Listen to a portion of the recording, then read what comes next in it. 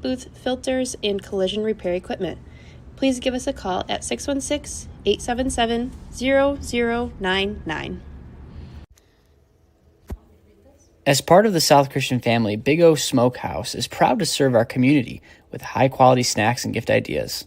Our beef jerky and snack sticks are perfect, healthy, high-protein options for on-the-go snacking, meal prep for aspiring athletes, or gifting. They're also a great addition to elevate your party or charcuterie spread. We offer customizable gift boxes, whether pre-made or tailored to your needs, an ideal gift for friends, family, or your business. Plus, enjoy case pricing to stay on budget with your weekly meal prep. Heard about us in this ad? Save 10% on your order when you visit us at Little Old Marketplace in Caledonia, our main location. Feel free to ask Bruce for a tour sometime. When you see Big O in the wild, grab a package and enjoy premium fuel while supporting local markets and shops. Visit bigosmokehouse.com or call 616-891-5555. We're happy to help you get to the best you've ever had premium protein to keep you running at full power. Bob's Collision, located at 3731 Eastern Ave, is here for all your collision repair needs, from minor fender benders to heavy collisions. Family owned and operated for 3 generations since 1967, we take pride in what we do, using state-of-the-art technology and materials along with iCar Platinum certification to repair your vehicle. Let us help you sail through your collision repairs. Call us at 616-245-5161. Go Sailors! For 85 years, Sobey Company has been a premier commercial construction contractor. Specializing in everything from walls and ceilings to floors and insulation, we have been a part of almost every large commercial construction project in West Michigan, including the newly constructed South Christian High School, Byron Center Christian renovations, and 2 expansion projects at Dutton Christian.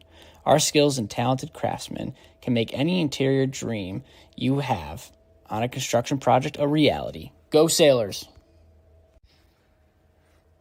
At Dutton Christian School, our mission is clear: to nurture the heart of biblical truth and equip the mind through academic excellence and impact the world for Christ. From classrooms to chapel, from athletics to music, from robotics to outdoor education, every lesson points students to God's Word. Discover a school where faith and learning come together. Burgess Surveying is a privately owned company that has been serving the West Michigan community and state for over 15 years.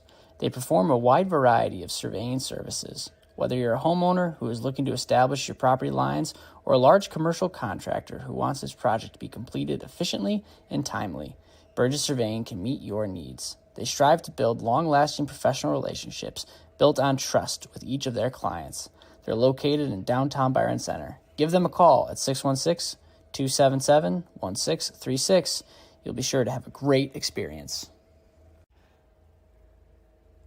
Legacy Christian School is on a mission to prepare Christ followers and kingdom builders, laying the foundation for lifelong learning and service.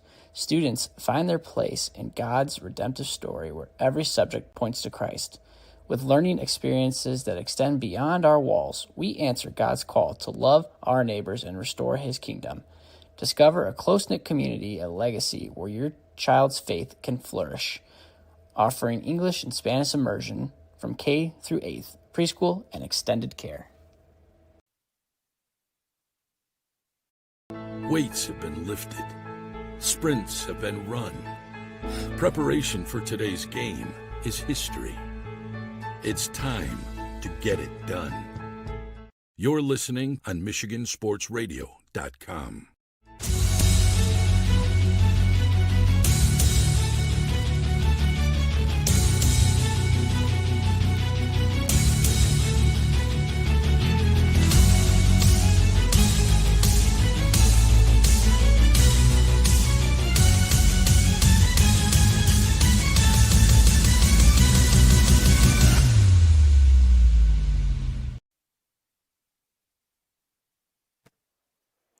Good evening, high school football fans. Welcome in. We've got an incredible Week 3 matchup here on Michigan Sports Radio and a much-anticipated rematch of last year's thrilling 41-38 battle between the South Christian Saiors and the West Catholic Falcons. We'll be covering all the action live from Falcon Stadium on the campus of East Kentwood tonight on Michigan Sports Radio and the Sailor Zone.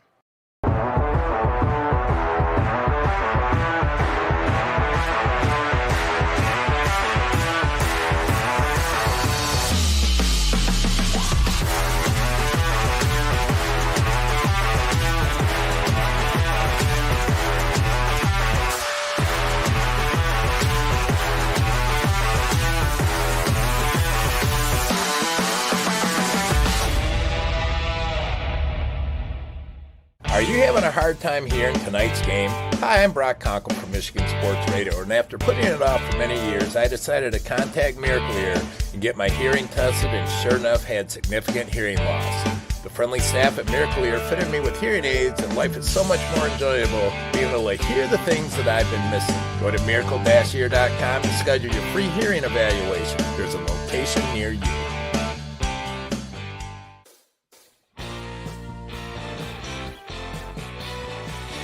Graduation? We've got you covered. Office party? Let us handle it. Sports? Give us a call. Come on down and see us at Detroit Wayne Company at Knapp's Crossing, or give us a call, 616-214-8329. We'll take care of all your catering needs. Come on, guys, get back to work. Get on the line. Let's go. The Grand Rapids Sports Hall of Fame celebrates the city's rich sports history by honoring prominent West Michigan athletes and those who have contributed greatly to sports on a local, state, or national level. A class is elected each year and then honored at an induction ceremony in the fall. They also prevent annual events in support of West Michigan athletics, and they raise funds to support local youth organizations and charities. Follow them on Facebook or check out the pictures and biographies of all 181 inductees at grshof.com.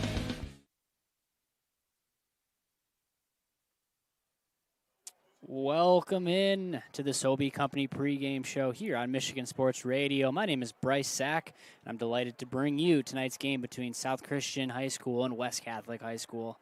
Tonight's match will be the fourth meeting between these two teams as South Christian is undefeated in this series, 3-0. Not only does West Catholic look to get their first win over South Christian, they're looking to avenge last year's thrilling 41-38 game where the South Christian Sailors came out victorious at West Catholic. Both teams are sitting at 1-1, with West Catholic opening up their season against one of the area's top teams in a 32-21 loss to Northview. They followed up next week with a 34-0 dominating victory over Coopersville. South Christian's season started with a Week 1 27-13 win over rival Grand Rapids Christian, followed by last week's frustrating 21-0 loss to East Grand Rapids. We caught up with South Christian head coach Danny Brown earlier this week to talk about EGR, the season, and tonight's matchup. Good to talk with you this week. Going back, let's recap last Friday night. Not the outcome you wanted. Tough game. A couple days to decompress, reflect on it. What's the message to the team going into practice this week following Friday's game? Yeah, I think you hit the reset button.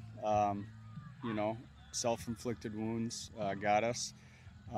Offensively, it was, you go back and watch the film, and it was 10 guys doing their job, 11 guys not, and the one guy that doesn't, that guy makes the play, and it was a continuous thing, not running the right hole, maybe receiver not running the right route, quarterback not seeing the right thing. It was just, it kind of snowballed. It was I've never been a part of anything like that. So I think you obviously talk about what the issue was going there, and we talked about it before, and then obviously you got to wash it and move on to West Catholic this week. The defense for EGR and your opponent caused some chaos with the big men up front. What are some of the adjustments you're making on the line, or approaching this week maybe a little bit differently? Or is just that EGR front is that good? Yeah, I mean, obviously 75 was a difference maker, probably one of the best D linemen we've ever played against. And, he not only was he big and strong, he was athletic, so that it's a lethal combination. So I think you talk about personnel, you talk about things, but at the end of the day, whether we decide to make those changes or not, it's the technique, it's the fundamentals. And I think the the kids' effort was there. It wasn't that. It was just we weren't good in our fundamentals to help give us the little bit of success that we needed to make those plays. And so we're going to address that this week. So this week, a fun one. West Catholic comes to town. Great matchup last year. They got their quarterback coming back. What are you looking for with West Catholic coming into town? Yeah, they're pretty senior heavy. A lot of seniors starting for them, and they mix in a couple underclassmen, but a lot of their main guys are seniors, so obviously they've had experience and played a lot last year as juniors. Big up front. They have an identity. They like to run the ball. So defensively, we're going to have to be on point again. And then I think their defense, they like to mix up their looks. They like to blitz and all that stuff. So, that can cause some confusion for the linemen. But the nice thing about when teams blitz is you can catch them sometimes and get some explosive. So hopefully we can turn some of that aggression that they're going to play with defensively into a benefit for us.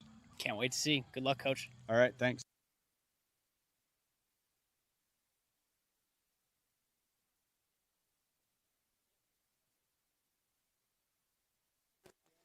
All right, welcome in. Yes, great interview, great conversation with Danny Brown as we're back. And you can see on the field now, South Christian celebrating Victory Day, which is an awesome thing that happens each year. It's celebrating at South Christian High School. As we looked to tonight's match, the Saiors are looking to get right on the offensive side as they were halted in and there's really no other way to put it, a really funky game that saw 2 early first quarter turnovers, one of them being high snap that went to the end zone, and the other being a block punt that put EGR in great field position. And plus, you have to give credit to the Pioneer defense as they put the Saiors in a hole that they really just couldn't get out of. Now it's time for South Christian and their fans to look forward to West Catholic. The opponent coming in tonight, traveling down 131. This veteran Falcon team is walking into town, led by senior quarterback Grady Augustine. Quarterback's coming off a junior season, throwing 1,800 yards, 20 touchdowns in the air, rushing for 212, and 7 touchdowns of his own. This year he'll be without leading rusher David Brittenfield, but the athletic lefty with a really good deep ball and talent around him will be a handful for the Sailors. Protecting him is offensive lineman Jacob Timmer, the 6'7", 270-pound offensive lineman committed to Central Michigan this last summer with a combination of size, athleticism, and strength. The junior, Timmer, didn't allow a sack and paved the way for an offense that rushed for 2,100 yards and averaged 6 yards a carry. It's going to be a great one. Thank you for joining us in tonight's Sobey Company pregame show. For over 85 years, Sobey Company has been a premier commercial construction contractor specializing in everything from walls and ceilings to floor and insulation. We've been a part of almost every large commercial construction project in West Michigan, including the newly constructed South Christian High School, Byron Center Christian renovations, and the 2 expansion projects at Dutton Christian. Our skilled and talented craftsmen can make any interior dream you have on a construction project a reality. Go Sailors! We'll be right back after this here on Michigan Sports Radio.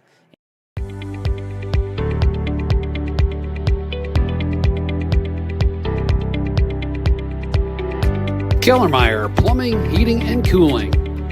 Providing quality, reliable service since 1996.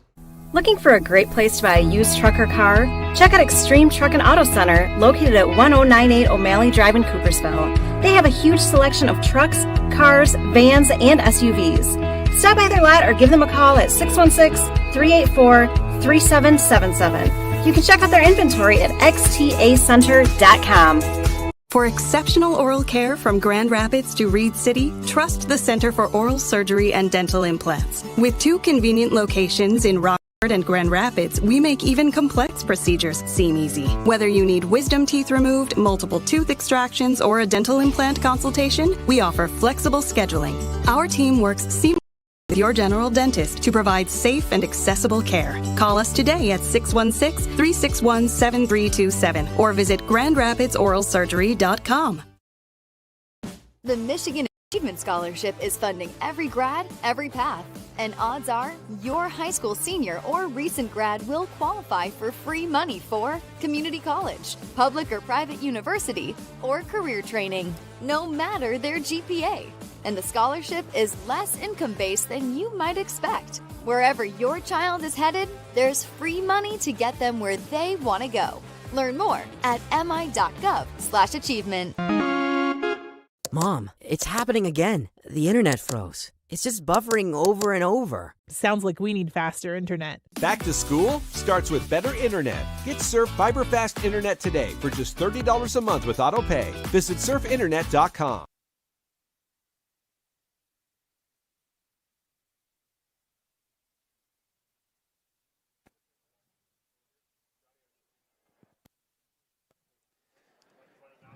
All right, we are 10 seconds away from kickoff here on the campus of East Kentwood High School, where South Christian plays the home team, and welcoming in the Falcons of West Catholic. Both teams 1-1. Excited for the Week 3 matchup this evening. One team to get in the winning record column. The other is going to fall to 1-2. This game last year was excellent, as it was a 41-38 victory. And tonight's atmosphere, probably, I don't know if it can get any better, as I'm joined by Taylor Johnson here in the booth for tonight's action. Taylor, we had the tailgate this afternoon, or I should say this evening before the game. Tell the fans who can, even from this camera, can kind of see the tailgate still happening behind the visiting side bleachers. Yeah, so about the third year now that we've done the community tailgate out on the west lawn over here at East Kentwood, and it's a free event for all our feeder schools, but really more than that, just the community. That we have a great a team that puts that on, and they do a great job, and it's all sponsor ran.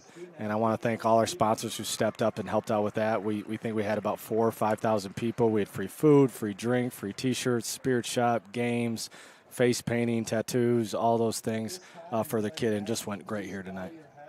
Now it looked like an amazing event.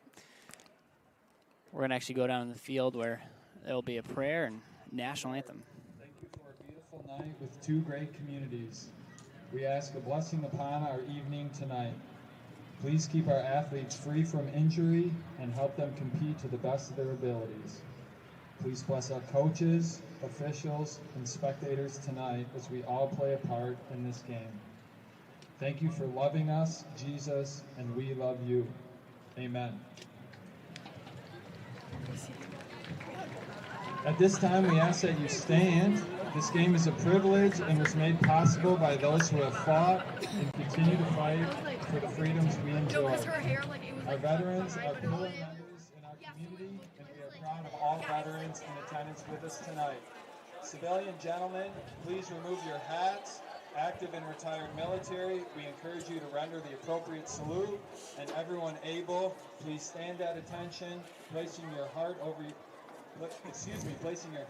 your heart as we join with the South Christian Marching Band under the direction of Mr. Chad Rosema in the playing of our national anthem.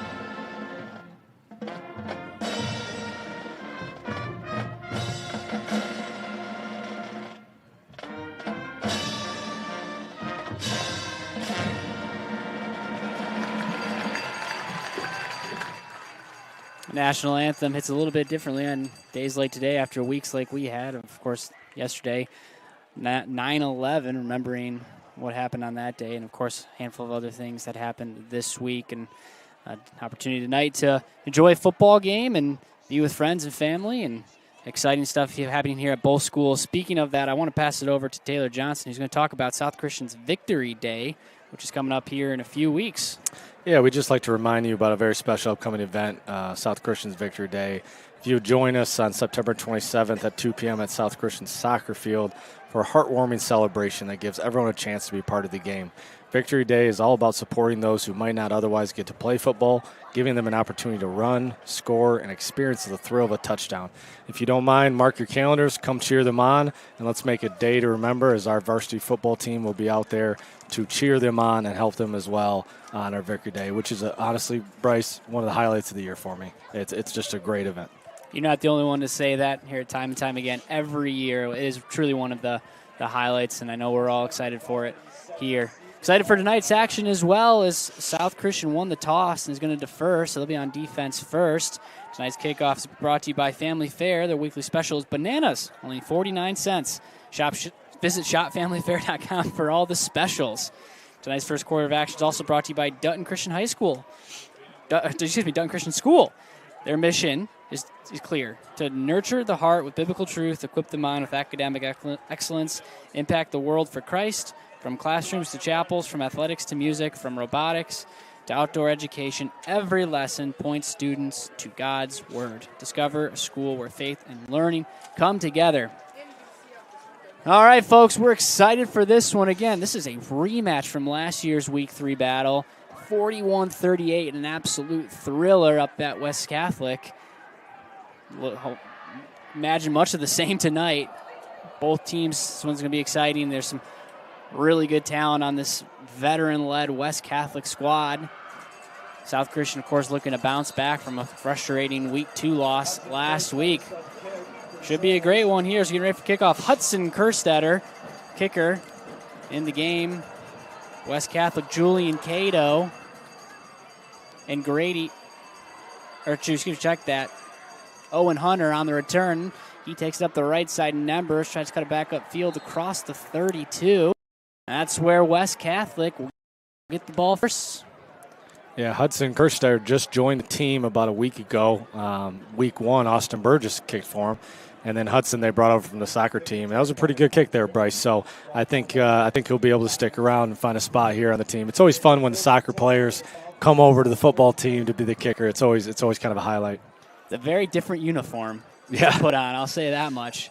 All right, quarterback senior Grady Augustine in the game. Connor Oslewski and a tailback pistol behind him. He takes up the middle, bounces it outside, breaks one tackle towards his sideline, gets brought down across the 40. 9-yard gain. Nice first carry for the senior. And we're going to see a lot of that here tonight with West Catholic. Kind of an explosive offense. They look over the sideline. They try to hurry it up a little bit. But with their quarterback, he's the guy. And whether he's handing it off, RPO, looking to pass it, I mean, he's very talented. 4 wide, pistol set again as Augustine drops back 2 steps over the top to number 23. That's Max Wildman off his hands. That was a great ball, but Wildman can't bring it down. Yeah, right on the money. There we see the lefty, number 6 for West Catholic. Just a perfect pass kind of over to the tight end, split in the middle, and Saiors kind of catch a break right there. Hit him right in the hands, and he wasn't able to come down with it.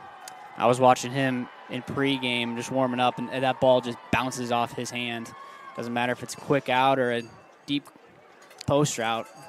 Looks good coming out of the senior's hands. Now 3rd and short, handoff to Oslewski. Wide open lane right up the middle. Stumbles his way forward across the midfield line down to the Sailor 45. That 12-yard gain is more than enough for a first down. And that's what West Catholic really wants to do. They want to show you the run, then show you the pass to kind of open up the run in the middle. And you can see here they're going to go fast, and the Sailors really got to hold strong at the front line. Handoff again to Oslewski. Cuts it back. Now bounces out to the left side. Tackled eventually by Cody Jones. He brings him down, but not before a gain of 5. Yeah, another good first down there for the Falcons as they're kind of marching all the way into South Territory. Early drive. It's important for the Sailors to get off the field early in this game to have a better start than last week. This is a team that loves to run the football. 2,100 yards rushing last year. They're looking to pick that up. This time fumbled on the exchange. That bounces right into a Sailor's hands. And an advantageous fumble recovery right there as Colin Abram, the stud linebacker, came in the game to his tailback. And the exchange was messy. And that landed right into, was that Jones? Jack Weiss. Jack Weiss, yeah. 17, Jack Weiss. Yeah, Jack Weiss, the junior. kind of plays a little defensive back. They kind of bring those guys in a little bit on their run, but really the ball just seemed to bounce right off the running back, which is very unusual for a West Catholic senior-led team. Really fell into Jack, and then the running back just kind of laid him out with the tackle right there. So there's nowhere to go, but Jack held on to the ball right there. Good thing indeed. Now South Christian gets the ball from their own 46. Into the game is Jesse Vandengreen. Heard reports that Isaac Osterhaven's out this week with a concussion, so it'll be a steady dose of Vandengreen and Nagliski all night tonight. As Vandengreen on that screen pass to the right side. Nice cutback as he gets a block by one of his receivers. Stumbles ahead across the 50.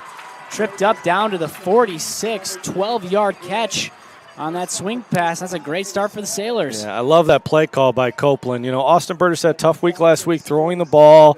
Let's go out there, show them that they can pass it. Easy screen to Vandergren. Great block by Blackport. And then Vandergren was able to kind of cut up for a big game for the Sailors. Now 3 wide to the right. Sailors midfield, right on that Falcon wing. Vandergreen to Burgess' right side. Burgess now takes a snap. QB draw the entire way. Tackled in the backfield by Wildman. We mentioned his name earlier. He had that drop pass, but he's in the position now where West Catholic loves him. This 3-3-5 defense anchored by these linebackers, Cal Peterson, Colin Abrams, and Jael Jugman. Yeah, a little QB draw right there for Austin Burgess, and they'd like him to run a little bit more. They want to get him free more on the outside, kind of helps up the RPOs, the handoffs, and without Osterhaven tonight, they're going to need another guy kind of to step up in the run game. Now Brody Schiltz getting some action on offense. He's playing H-back. He goes in motion left to right. Sailor's going to run right behind him. He gives a nice block for Vandengreen as he pushes his way forward. It's the first time we've seen Brody Schiltz on offense. Yeah, Brody Schiltz, sophomore, got pulled up to varsity last year, really kind of was a defensive specialist and a defensive back, but he's a great athlete, 3-sport kid, plays hoops, a great golfer, and his athleticism, they feel like they want to bring all their athletes in the best position they can, and sometimes that means they got to play both ways. So we'll be interested to see how they use Brody Schiltz here tonight. Sophomore, started every game this season at cornerback, got a lot of action last year as a freshman. And as you mentioned, in the game now at offense, talented kid, they want to get in the game. 3rd and 3 now for the Sailors. Owen Burgess goes in motion, handoff to Nagliski. Nagliski punishes his way forward, and he's pushing some Falcons. It's going to be short, just short of the first down. Give the Sailors a short 4th and 1. Yeah, good run by Nagliski, and I like the handoff call right there, and he looks like he's just short. Big call here early for Danny Brown, but I got to think he's going to go for this one. I imagine it was 4-down territory the whole way as the Sailors now get their first 4th down opportunity. 3rd and 4th down plagued the Sailors' offense last week.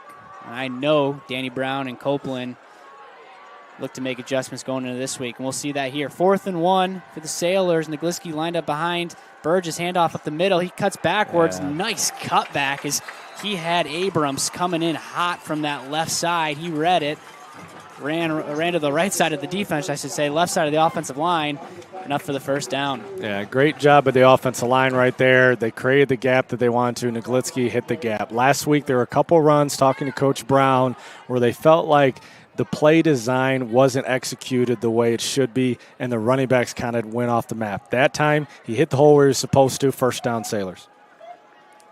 But the Sailors, first down, 7-16 and ticking. Nice drive for South Christian. As they're in enemy territory, ball in the 32. Lined up in the middle of the field, Vandengreen, play action pass. Instead, over the top to Burgess. Dangerous throw as that was thrown tad in front of Burgess. I don't know if Burgess got a hand on that or not to tip it away, but incomplete pass. Yeah, that was basically on the mechanics right there on Austin Burgess. Kind of sidearmed that one a little bit. He was open on the slant. That's a play that they like to run a lot. Definitely get Owen Burgess involved. But he just kind of got a little low on his mechanics. He's got to keep that ball a little higher and deliver it on the money. 2nd and 10.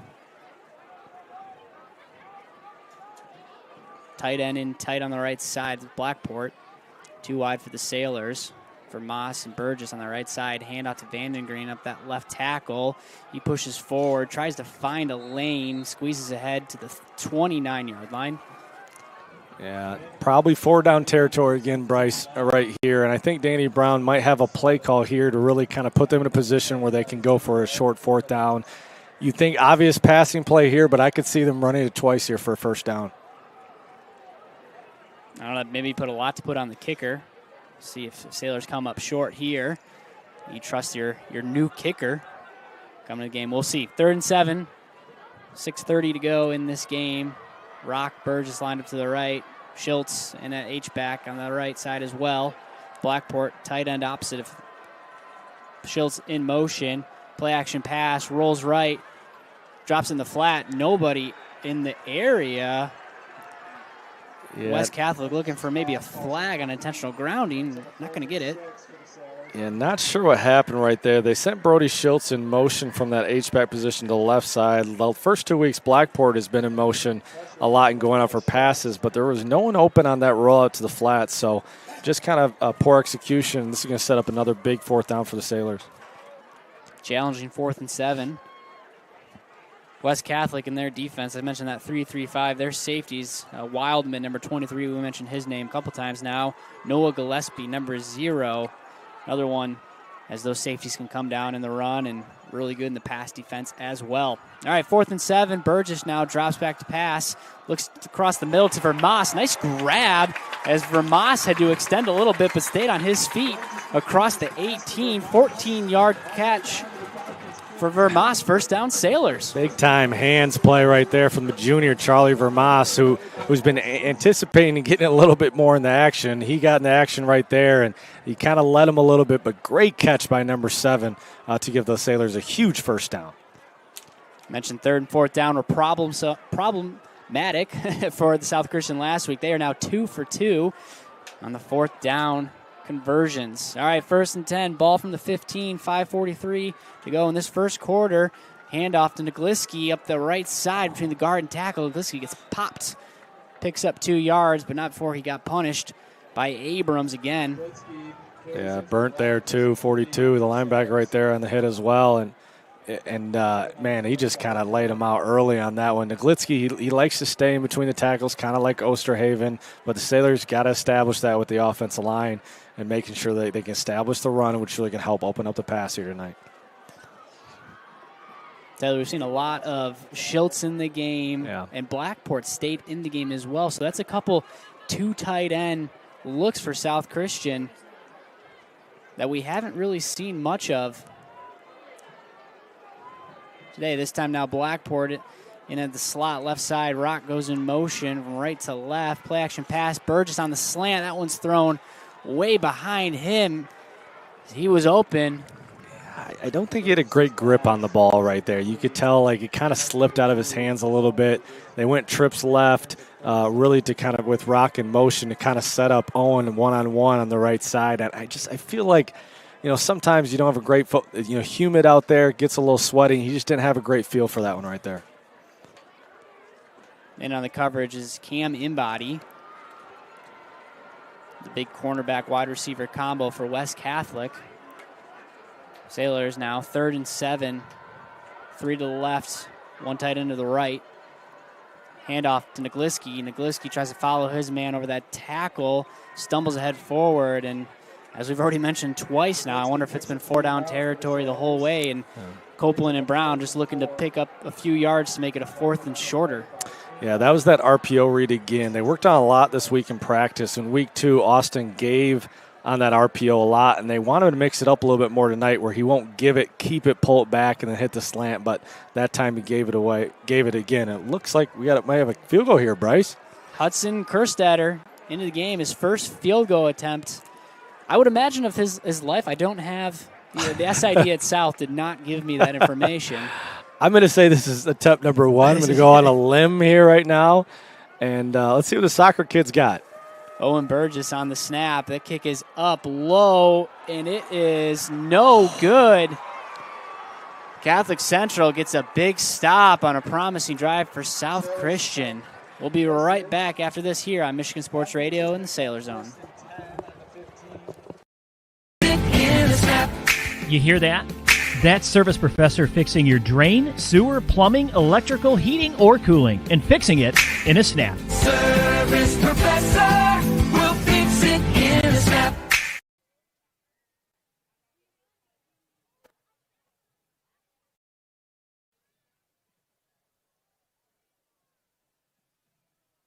All right, West Catholic now with the ball again. Handoff to Osluski. Osluski shuffles his way across the left side of that line.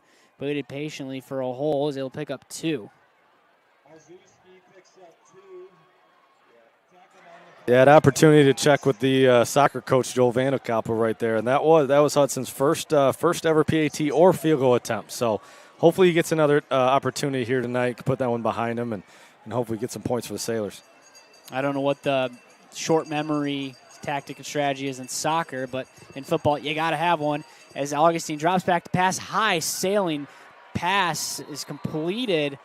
That's going to be Thomas Puksta, the wide receiver, 14-yard catch. Beautiful throw by Augustine. Yeah, what a pass right there. Right over the linebacker, right in front of the safety. Just dropped in the bucket where only his guy could get it. And that's what you have right there, an experienced quarterback from West Catholic. I mean, he's one of the better players in the league. West Catholic finished first in the OK White, thanks largely to the quarterback play. Counter to Osluski, the left side, stumbles forward to the 46. Yeah, Caleb Winicky, the senior, right there on the tackle, and he's got to get involved early here on. He's got to put some pressure on that run game from that linebacker position. He's one of the leaders on the defense, and they're going to expect big things from Winicky. Need to call his number a lot tonight. 2nd and 5, ball on the 41. 2.5 minutes to go in this first quarter. This fun, fast-paced first quarter. Augustine and company looking to the sidelines, checking the play. 18 seconds to go on the play clock. Snap, drops back 1 step, out route for Ethan Godberger. Yeah, Sailors got to be a little bit careful over there on the sideline. Sometimes when you get over the sideline, you step out, even though they're still saying up that could have been maybe a late hit there or hitting the player when he's out of bounds. But big first down for the Falcons. He missed the the first drive for West Catholic. They were moving the ball. They got the ball first in this game. Fumbled handoff, gave the Sailors the ball back, and West Catholic now picking up where they left off. Augustine looking to create some yardage of his own. QB draw, patiently waits for a lane. He's going to get 2. Yeah, good stop there by the big Nathan Potter. That's what they need to see from the D-line right there. Because Augustine, he's going to give it, but he's also going to keep it. So the guys need to really stay home and make sure they cover their gaps.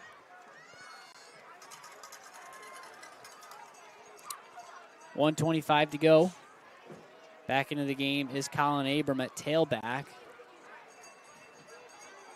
H-back to the right is Wildman, number 23. 2 wide receivers to the left. Now Abram gets the handoff off that guard. Left guard, he finds his lane, pushes ahead forward, just short of the first down at the 39.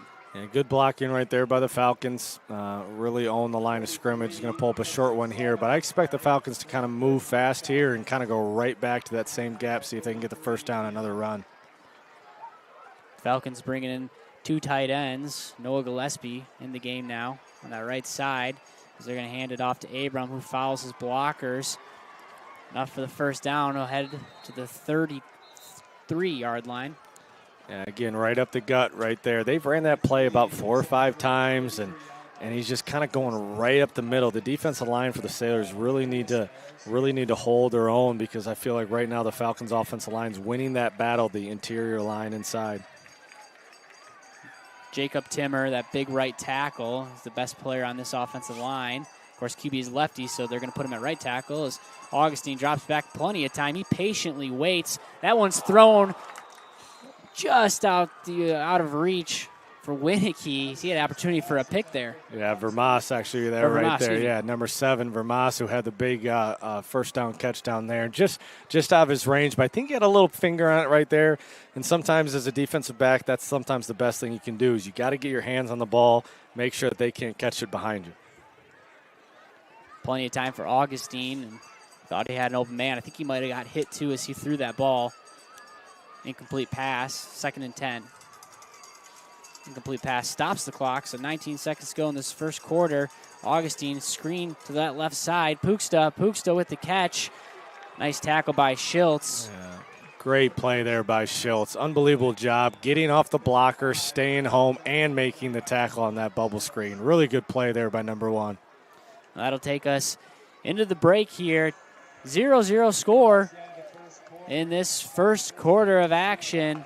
We'll be right back after this here on Michigan Sports Radio and the Sailor Zone. Hi, my name is Anna Wypich, the 2025 Miss Basketball.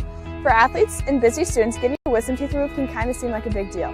But here at the Center for Oral Surgery and Dental Implants, they make it a comfortable experience. They also help with dental implants and tooth extractions. For great oral care when you need it, call the Center for Oral Surgery today.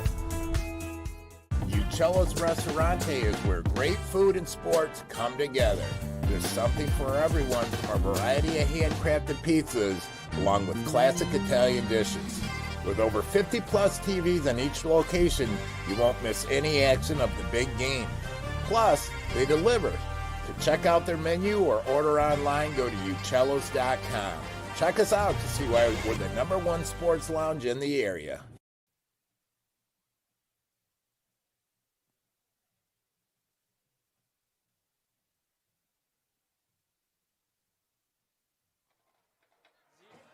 Zero is your score. Fun first half of action. Hey, Weingarts is bringing a new level of convenience to their at-home maintenance service.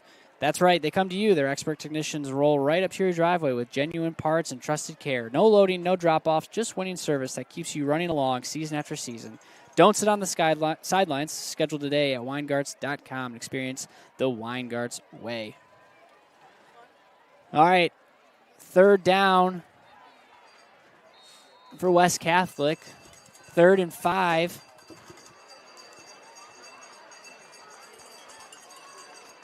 Three wide for the Falcons. Wildman goes in motion left to right. Handoff on the right side. Sailors, excellent pursuit. A couple broken tackles, and they were there as Lucy pounces his way forward. Taylor, he's going to might be at the line to gain. Yeah, Van Salkema was there. He was right there in the backfield and just wasn't able to bring him down, and Schultz was able to kind of knock him out, but not until they got that first down. And that was a play right there, Bryce, where you feel like the Sailors kind of saw it coming, had a really good pursuit, but just didn't execute at the end. So another first down for the Falcons. Big 3rd down conversion for Olszewski. Running back sweep over that right tackle did him wonders. He waited patiently and beat his man. He's going to get the ball again. No, read option now for Augustine. Stiff arm. Tried to break the tackle. Couldn't. Brought down. That's Bauma. Bauma, yeah. Gavin Bauma, who we talked about last week in that 3rd quarter, the DN, the junior, had a really, really good game, and in a game really where there wasn't a whole lot of positives. We felt like Baum was kind of one of those guys that had a really good game, picks up where he lets off. Another great play. Ran over that left tackle, Aiden Graveland, the sophomore. 2 big tackles for West Catholic. Now in motion is Julian Cato on that right side, the wide side of the field, eventually brought down by Winnicky. Yeah, good job by blocking out there by West Catholic. Again, the Sailors have pretty good pursuit right now, but West Catholic's offense, they can do so many different things, and you got to really stay home because next thing you know, now they're probably going to go up the middle here as they've shown the outside. They like to continue to mix it up, really keep you honest. We really have seen it all from West Catholic's offense, so this third down, Falcons are 3 for 3 as Augustine drops back to pass. In route from that wide side. Nice pitch and catch. Tackled by Schultz, but that was Puchsta. Yeah, Schultz was kind of playing 7 yards off him right there, and Augustine really kind of looked at him the whole way. We felt like Schultz might be able to make a break on that ball, but it was just a little late. And that's credit to Augustine. He throws that ball in there pretty fast, and you really got to make a break if you want to beat the receiver right there. A couple catches early for Puchsta. He's in the game wide side to the right. Now, speed option to that right side. Great pursuit by South Christian as Olszewski breaks a tackle, and he's going to push his way forward to the end zone, and that was one worldly effort by Connor Olszewski. as he finds his way in the end zone. Looked like he was in danger, but instead he's in for 6. That's one that's just going to drive Jordan Burgess and the defensive staff crazy. They kind of had the right call against the option. Charlie Vermas was on the outside. He had the pitch. He was there, but great play by the running back. Was able to break that tackle, and then next thing you know, he's in the end zone. A savvy senior play for Connor Osluski. Now into the game for the point after. Landon Smith is actually one of the area's top kickers. That one is up and in, no problem. 7-6 lead for the Falcons. We'll be right back after this here on Michigan Sports Radio in the Sailor Zone.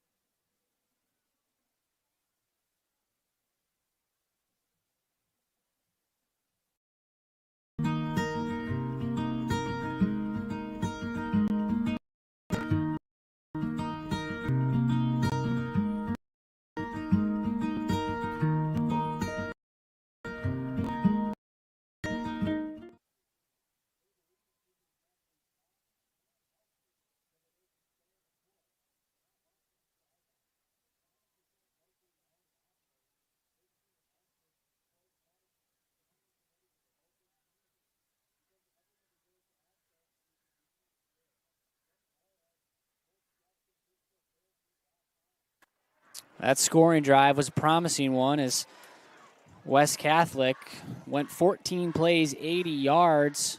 Came off a South Christian missed field goal. 5:36 is what it took to get in the end zone. Connor Olszewski in for 6. Impressive drive for the senior quarterback.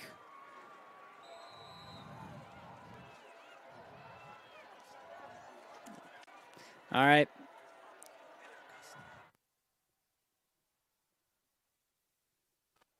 All right, that kick goes off the left side, bounces in the end zone.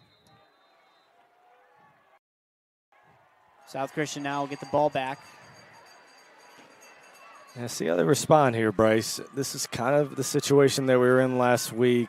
Danny Brown's offense, they've really points now that they've gone 5 scoreless, and nothing will feel better right now than a Sailors touchdown, especially after West Catholic was able to kind of go down and score right there when the Sailors felt like they had a chance to get a couple stops. So we'll see what they kind of come out with right now with Kirk Copeland's offense.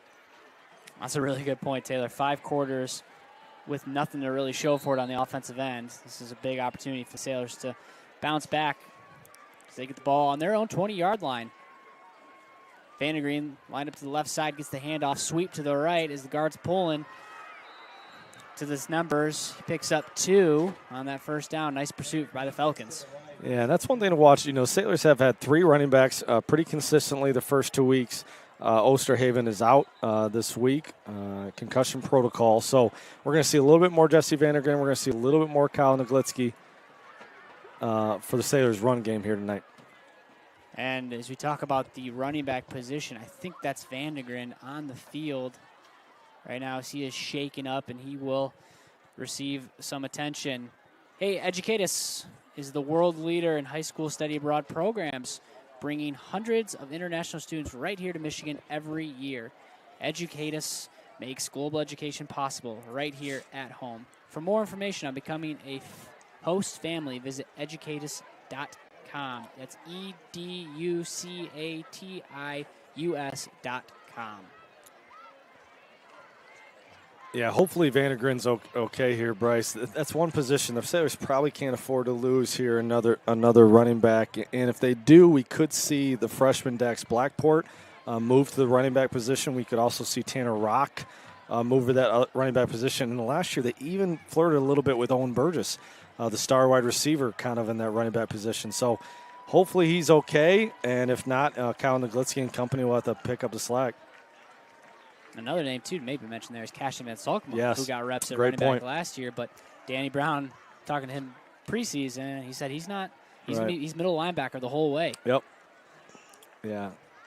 But I think the way South Christian wants to get Owen Burgess involved, you're right, that makes a compelling case for the senior superstar to get some reps at halfback.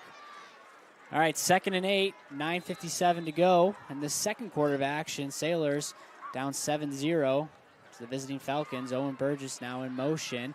Austin Burgess choosing backwards. Handoff to Nagliski. Flags come in on the play. It's the first penalty of the game, and I think it's going to go against South Christian. Yeah, false start there on the Sailors, and those are the things that are going to frustrate coaching staff. Unfortunate injury, but it was an injury timeout, which means you have a little bit more time to get the play call in and get the set count, and the Sailors just weren't on the same page again.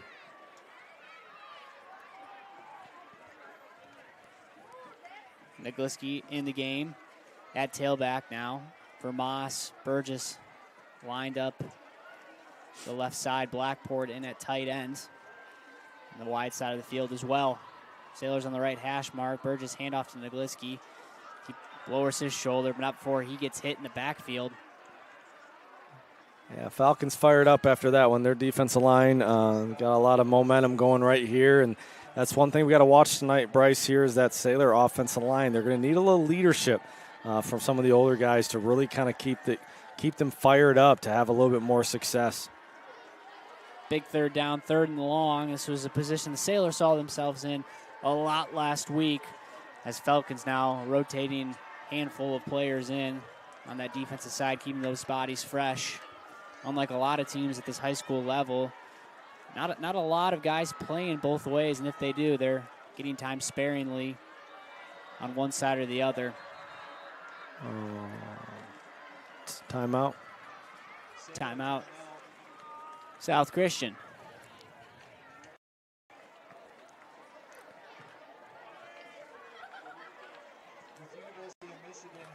We'll take a quick break and be right back.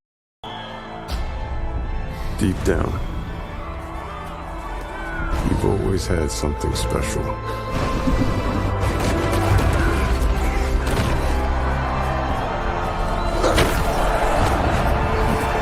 But you have to go when no one's watching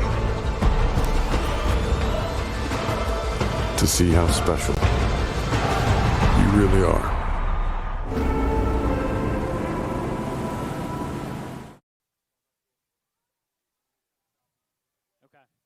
Audio too, or just video? Quick timeout for the Sailors. Before this 3rd and 13. South Christian early on in this game, 0 for 4 on 3rd down conversions. Sending 2 in motion, Burgess kind of calling them off. That's a flag. I think Burgess was not set as they tried to set up a screen pass, and there was nowhere to go with it. The flag on the field. The play was going nowhere fast.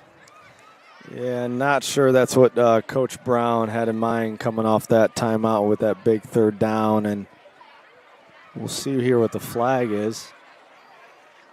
I think the Sailors had 2 in motion, and Burgess, I don't think he got set in time.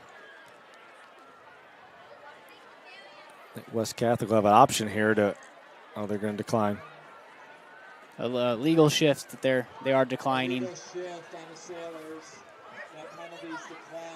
And that's going to bring out Austin Burgess to punt this ball away. And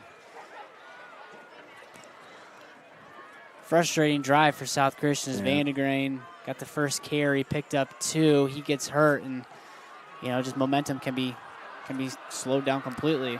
Actually, looks like Sailors are in an offensive set here. Nope. Yeah, we'll push out and punt right here to the right. Yep. Oh, another man, flag. I think Burgess went too quick there. They're just a little antsy out there, Bryce. I feel like they're pressing a little bit. They got to calm down. The coaching staff's starting to get a little frustrated, which sometimes as a coach, your frustration can lead onto your players, and they get a little anxious and stuff. They just got to take a deep breath. Understand, hey, this is a punt play. They need to execute, get as far back, and just get back to defense. And they will have to be back on defenses. Burgess steps back into punt formation. Nice punt for Burgess as that one's fielded by Olszewski. Olszewski now with a nice lane up that sideline, up that West Catholic sideline. Actually brought down at the 36-yard line, and that's where West Catholic will start with the football. Yeah, great job right there by 13 in body. Sometimes you don't talk about the special teams, the little things, but they did a great job blocking. Actually, I think it was Charlie Vermas on that right side and kind of pushed him out all the way to the sideline, which opened up a pretty good punt return gain after a pretty good punt by Austin Burgess. But now, here we go again. Falcons, great field possession. They're going to get the ball at the 35-yard line going in. Augustine, a couple nice drives early. Augustin, excuse me. Handoff, no play action pass to Abram. Strikes a dart on that slant route to Owen Hunter as he breaks a tackle. And he's not going to be touched as he goes into the end zone. Touchdown, West Catholic. Yeah, a little play action slant right there and just kind of beat the inside. Jack Weiss was there in coverage and just wasn't able to corral him right around the 10. And that was just kind of some breakaway speed as he beat the linebacker all the way to the corner. And another touchdown for the Falcons. They like what they see in this junior, Owen Hunter. Gives the Falcons a 2-score lead. Landon Smith now onto the kick. That was a 35-yard touchdown pass from Augustin to Hunter.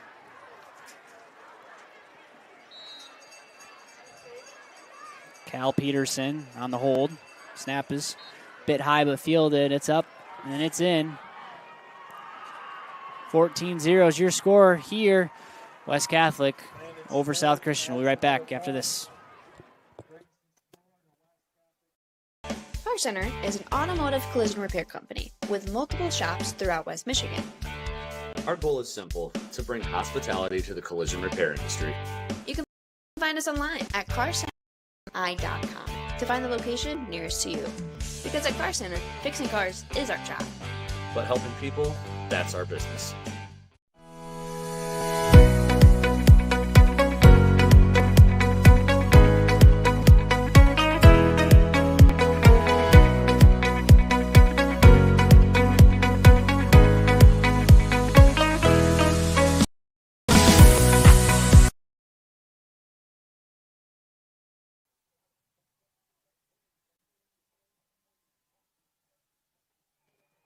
$14-0 on that one play, 35-yard touchdown drive. Only took 7 seconds of game clock. Augustin's 35-yard pass to Hunter.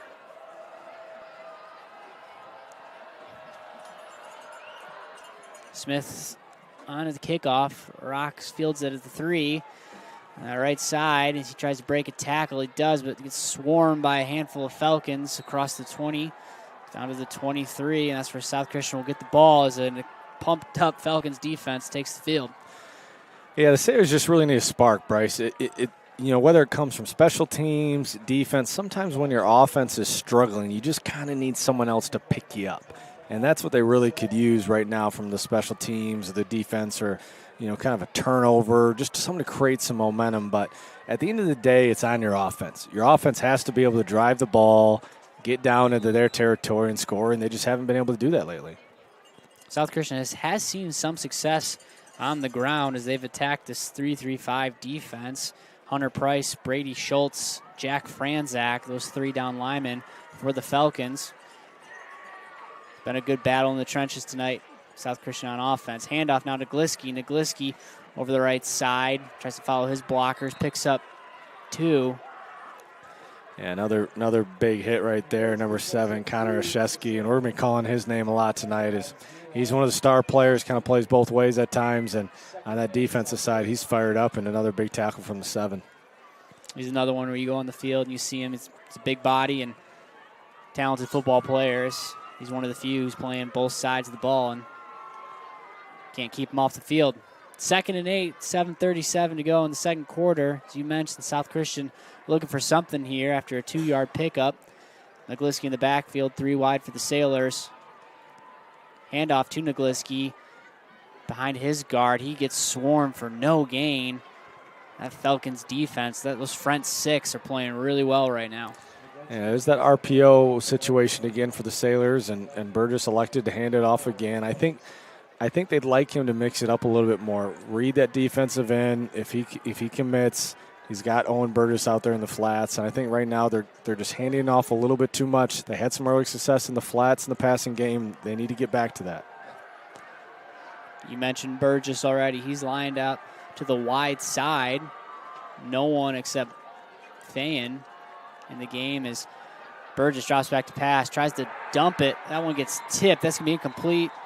I think that got tipped, Taylor, right? I don't know if that he got two hands on that one right now. A little play action, looking for Nolan Fine over there, 19, the tight end, kind of rolling out. And great job by West Catholic's defense just kind of coming in there, and Austin really had nowhere to go with it. Another disappointing drive for South Christian. Has had some success in that first series and hit a bit of a wall here these last two, and they're going to have to punt the ball away. 4th and 8. Sailors looking like they're going to run this, but instead they punt it away. Another nice high punt goes over Olszewski's head. Takes a great bounce. Down across the 15, trickles to the 11 to the 10. That's where Burgess fields it. Nice kick for Austin Burgess. Hey, looking for food that's actually fresh and good for you? Locavana brings farm fresh food right to your front door, and ordering a week of groceries takes 5 minutes or less. Their website features trusted West Michigan farmers and food producers, so every bite is healthier, tastier, and better for your family. Just because they deliver their own temperature-controlled trucks, everything arrives just as fresh as it left the farm. Skip the grocery store and use code FOOTBALL15 on locavana.com, LOCAVANA.com to save 15% on your first order. Falcons now with the ball again. Augustin with Abram lined up in the backfield, too wide to his right. Puksta on the wide side. Wide receiver to his left. Handoff to Abram. Nice lane for Abram. Swarmed by a handful of tacklers as he gets across to the 19-yard line. Yeah, great opportunity here for the Saiors to flip the field. We talk about flipping the field a lot. And finally, Falcons have to start in their own 10. Opportunity to get a big stop or force a punt where then hopefully they'd have better field position the next offense possession. Handoff down to Abram again as South Christian was there and ready for it. Nice stop for the Sailors. Yeah, looks like 22 is in there, Cashin Van Salkema. And Mark DeYoung, big stop right there. Another kind of big third down right here. We talk about flipping the field. Mm-hmm. You got to get off the field on third down right now. Sailors now with 3 linebackers, Winicky, Van Salkema, Klump. Also in the game for South Christian, Jack Weiss playing that safety, nickelback position. 5 wide for the Falcons. Augustine with plenty of time, dumps it off to Olszewski. Olszewski who pushes his way forward. Nice yards after catch. That's going to be just enough for the first down. Yeah, great play right there by the senior quarterback. Finding his guy, Olszewski, just kind of cutting through the middle. Mark DeYoung had to come all the way up from that middle safety spot and try to make a tackle, and Olszewski was able to get to that yard marker. That's a tough play for Mark DeYoung, the safety, who's got to come up and try to make the tackle as they look out to Olszewski again. Nice grab on that swing pass as he tried to find something on the outside, swarmed by a bunch of South Christian Sailors. They brought him down, gain of 1. Yeah, pretty good read there by the Sailors. Cashin Van Salkema again kind of came a little high on that tackle. He's got to come down a little bit lower, but his teammates were able to pick him up and bring him down for not much of a gain. 4:40 to go in this game. Abram lined up behind Augustin. Deep pass, dangerous high pass over that middle left side. They're looking for Puksta on the in route. That was really the first errant throw we've probably seen today, Bryce. For a senior quarterback who's really usually right on the money, just kind of sailed that one a little bit, and Schultz is right there in coverage. And here we go. We're right back to third down, and another great opportunity for the Sailor defense. Great opportunity. It's been a problem as West Catholic is 4 for 4 on third downs. Sailors bringing the heat. They look on the out route. That one's picked up by Schultz. That one's going to go the other way. Pick 6, Brody Schultz capitalizes on the dangerous out route. Touchdown, South Christian. We just talked about it, Bryce. Someone had to pick up this offense. Someone had to pick up the offense. We need a special teams or defensive touchdown. There it is, pick 6 by the sophomore Brody Schultz. South Christian disguised that coverage. I thought it was man, but Brody Schultz just sitting back in his zone goes the other way for 6. And it's just, this is a great game where Schultz came in on offense, had a few problems. And man, the Sailors needed that one. We still had offensive touchdown in a while, but they had a huge opportunity right there and another long third down for West Catholic. Brody Schultz off in coverage, shot the gap. Not only did he make the catch, but he went all the way right into the end zone. And now it's time for Hudson Kerstetter hopefully to add the extra point. And he does to make it 7-0 or 14-7. 14-7 touchdown for South Christian. We'll be right back after this.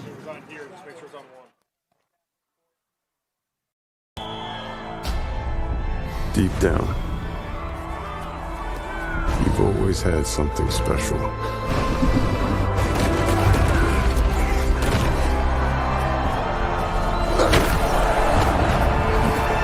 But you have to go when no one's watching to see how special you really are.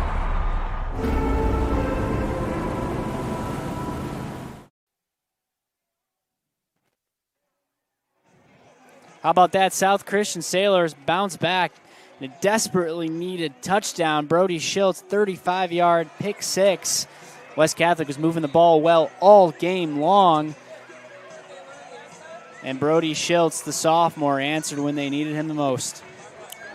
Yeah, great momentum swing right there for the Sailors in a game where, it's 14-0. West Catholic's got the ball to be able to not flip the field, but turn into a defensive touchdown. Now it's 14-7. They're back on the scoreboard.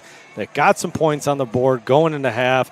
Defense has a little momentum. Let's see if we can possibly have time here to maybe get another possession, another quick score before the half. 4:24 to go in this second quarter. Momentum has shifted as it is a full house here at Falcon Stadium. South Christian Sailors faithful in the house this evening. Nice representation for West Catholic as well on the other side. That kickoff is a high, short one, fielded at the 5. The other way is Hunter. Now Hunter reads his blockers. He almost broke a tackle across the 35-yard line, but gets tripped up at that 35-yard line. And that's where Augustin will have to come back. And you're still high schoolers. Just threw a pick 6. Yep. You played really well all game, but let the other team back in it. You'll get the opportunity to avenge the situation. Yeah, he just seems to like to go to his left. Being a lefty, he's thrown 3 or 4 passes recently to his left side. I feel like he's kind of looking that way. They need to go back to mixing it up on offense for the Falcons where they kind of had that inside run. That's how they had that early success in their drives. They've gotten away from the inside run here a little bit, and it's benefited the Sailors. Left tackle, Aiden Gravelin, late coming into the game. No problem for West Catholic, but it is going to put them with 7 seconds to go on the play clock. Handoff to Abram up the middle, and the C's parted for Abram as he gets plenty of yards on that first down run across the 50 into South Christian territory. That's a great way to start this drive. Yeah, it's kind of their bread and butter, and here we go. Fast-paced offense right here for the Falcons. Handoff to Abram again after that 18-yard carry, but this time Bauma in his waiting arms, he was able to bring him down to the line of scrimmage. Yeah, another good pursuit there by the junior Bauma. And sometimes when you have a big play like that on a run and they're going quick, it's hard for the defense to get set and ready. So great job by him. They got set and ready, and they made a good read and a big-time stop.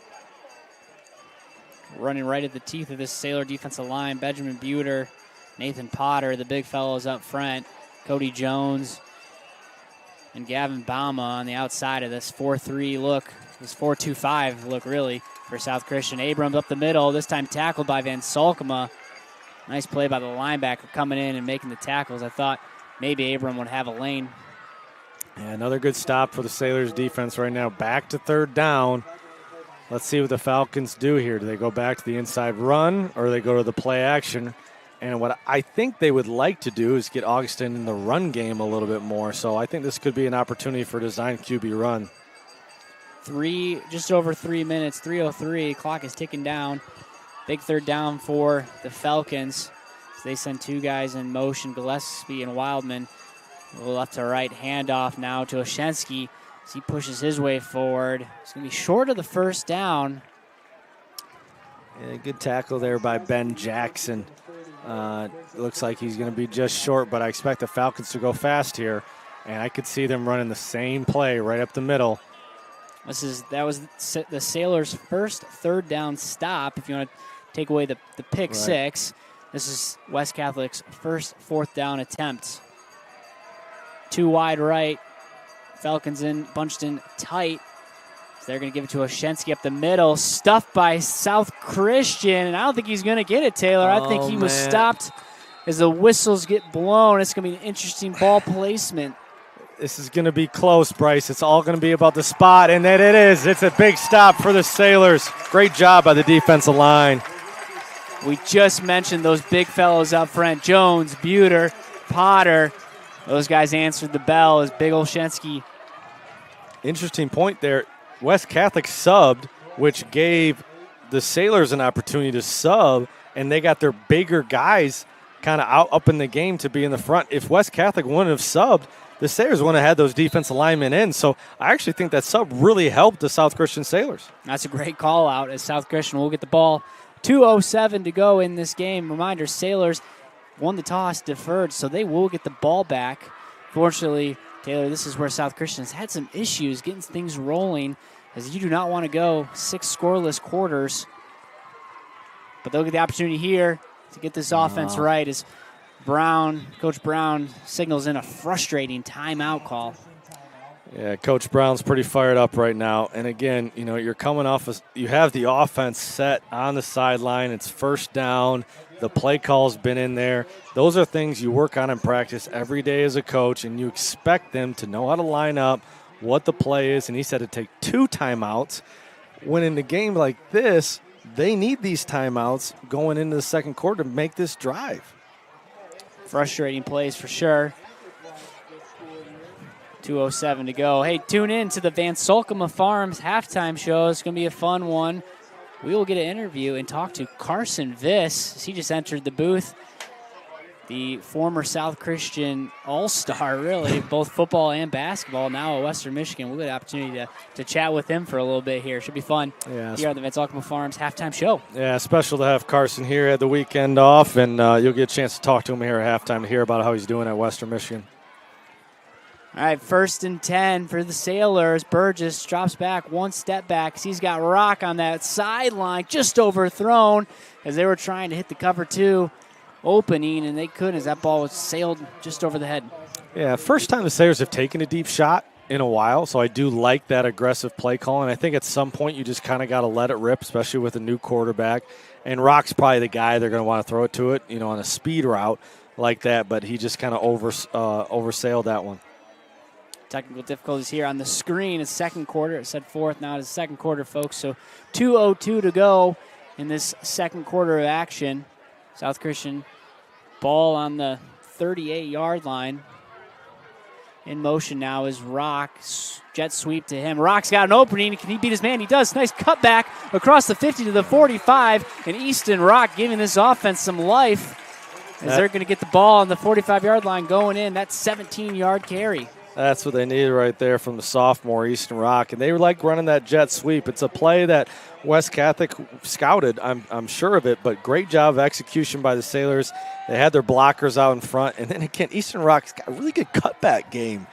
Bryce, from a smaller guy, I mean, he's going attacking those holes. He broke a tackle there and picked up more than he needed for the first down. 1:36 to go. This first half, Burgess drops back, looks deep. He's going to throw up a prayer to Owen Burgess. Goes up and grabs it. No, incomplete pass. Nice defense there by Olszewski. 2 stars going at it for that jump ball. Yeah, great job of the offensive line right there for the Saiors. Very few times in the last couple of games, Austin Burgess has had time able to step up in the pocket. It was really good protection. He was able to kind of step up. He kind of threw a jump ball when he really needed to hit Owen on that backside shoulder, really where only he could get it right there. And Owen got 2 hands on it, but wasn't able to come down with it, so also good defense by West Catholic. That was a great matchup between those two stud seniors. Instead, 1:27 to go, 2nd and 10, ball on the 46-yard line of West Catholic. McCliskey in motion. from his right to the left. Burgess drops back, hits Vermas across the middle. Nice strike to a streaking Charlie Vermas, enough for the first down. Yeah, great pass there by Austin Burgess. That's what we need right there. He's stepped up in the pocket, hit that middle receiver. Another good catch by Charlie Vermas. 15-yard catch, 1:18 to go. Clock starts again. Now the chains have reset. 3 wide to the left. Burgess drops back, dumps it off to Nagliski. Nagliski needs to get a block. Can't get it, tries to cut back. Thought Blackport maybe could have got that block there, and just credit to Jack Franzik. Nice play, shedding that block, or getting under that block, or making the tackle. And this is where Danny Brown needs those timeouts right here, under a minute, as they're having to go fast.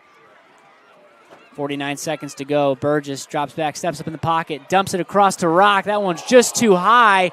Late hit by Olszewski, and the flag comes in. Tough shot on Easton Rocks. He's down on the field. Oh, man, you hate seeing that right there as Danny Brown is having a conversation with the official. Austin Burgess, another time, he had time in the pocket. He really stepped up looking for Rock over the middle. And he's down. Helmet is off. Prayers that he's okay and he's able to get up. But for the youngster, he took a pretty good shot right there, and a very necessary penalty called right there. I think so. I think that everyone here agrees with that penalty. 44 seconds in this game. South Christian with 1 timeout left. West Catholic with all 3 of theirs. There's Rock now still on the field. Yeah, penalty call. I don't know if I'd say that was necessarily malicious in the sense that he's trying to hurt him. I think it was just a late hit. I don't know. What do you think? Dirty or no?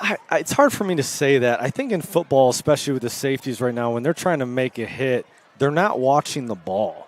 Like it feel like those safeties' mindset is like, all right, I'm not going to intercept it. I'm not going to deflect it. I just want to hit him.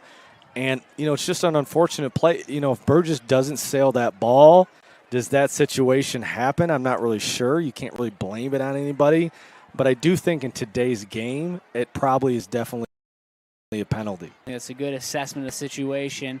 Not a dirty hit, but warranted the flag. Nonetheless, I think we all can agree on that. Is Rock now at least sitting up.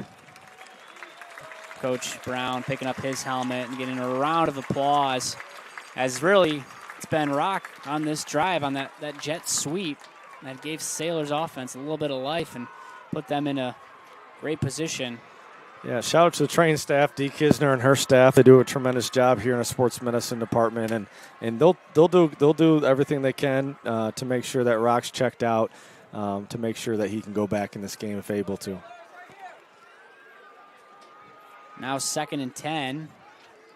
The chain gang is all out of sorts right now. I'm not sure what happened there, but personal foul, penalty. Yep, so personal foul. So first down, South Christian. They get the ball on the 15-yard line, 44 seconds. The clock stops in the penalty. Burgess drops back, steps up in the pocket, spins out of a tackle. But no, he just cannot. Instead, that's Abram makes the tackle. Last time out now for South Christian. Yeah, good play right there by West Catholic. Good pursuit on that left side. Austin Burgess, better job trying to step up in the pocket. Probably had an opportunity to run right there, but was taken down. And Danny Brown, unfortunately, has to use his last time out with only 37 seconds to go here in the half. And they're trying to score a touchdown, Bryce. They're trying to score a touchdown. And you get in the end zone here, tie this game up, go into halftime, get the ball to start the second half. And we just talk about that pick six, too. The only points that are on the board for the Sailors coming off that pick six, how big that really was. South Christian's offense really couldn't find any energy, new life, and West Catholic was moving the ball well. And Brody Schultz comes in big. Yeah, and this has been a pretty good drive for the Sailors. Obviously, the penalty helps for sure, but they have been able to make some good passes. Be curious to see if they kind of mix in a running back draw right here. You have enough time where you could probably get away with one of them. I also think Copeland might call 2 plays right here, so they have a play ready to go right after this play. 37 seconds, 2nd and 14 on that sack, loss of 4. Clock, of course, stops on that timeout. Burgess drops back, Falcons bring 4. Deep pass over the top to Owen Burgess, just off his fingertips in the end zone. And I tell you, Taylor, 3 inches slower, that's a touchdown. That's a touchdown. That is the one as a quarterback. You want that one back. As soon as it leaves your hands, you do anything to get that ball back because you know you had him and you just missed him a little bit high to the go-to receiver, Owen Burgess. That play took 5 seconds, 32 seconds remaining in the second half. 3rd and 14. Burgess now drops back, throws a deep ball to Vermas. Vermas, I don't know, the defender slipped or fell, juggling. No, he caught it in the end zone. Touchdown, Charlie Vermas. And it looked like it was Jacob Petz, the quarterback. I don't know if he just stumbled or slipped, but easy touchdown for Charlie Vermas. I tell you what, right there was great coverage. Charlie Vermas coming on the left side right to the corner of the end zone. The defensive back had to have slipped or fallen. But how about Charlie Vermas bobbled the ball and still came up with it? It wasn't a clean catch. He wasn't even sure how open he was that he bobbled the ball.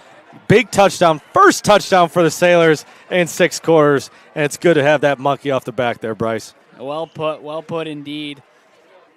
Now on for the point after. Kerstetter, 1 for 1 in PATs to start. High snap, but gets down. That one's low. No good. That one goes left, and that one never really had a shot.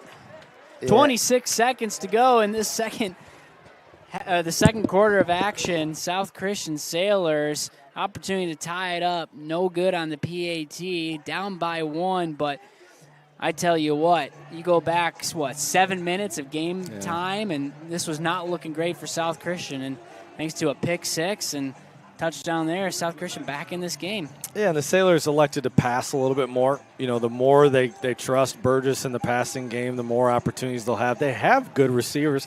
They have good weapons. They just kind of need some time from the offensive line. And I really want to shout out the offensive line because we've been a little hard on them, Bryce, the last week or so.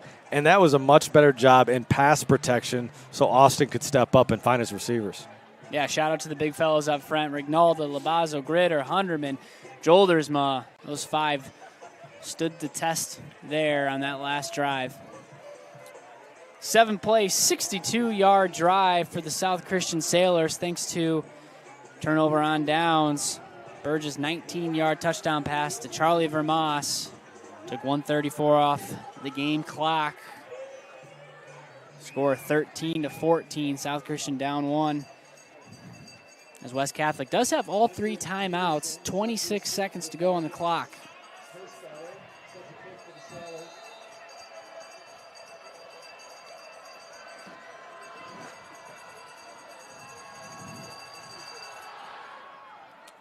Sky ball kick fielded at the 9 by Hunter. Hunter with a couple good returns in this game. He reels off another one. Has some excellent blocking on that West Catholic return game. Gives the Falcons the ball at the 40.5-yard line, 41. And I tell you, 3 timeouts, 20 seconds to go on the clock. Senior quarterback who can sling it.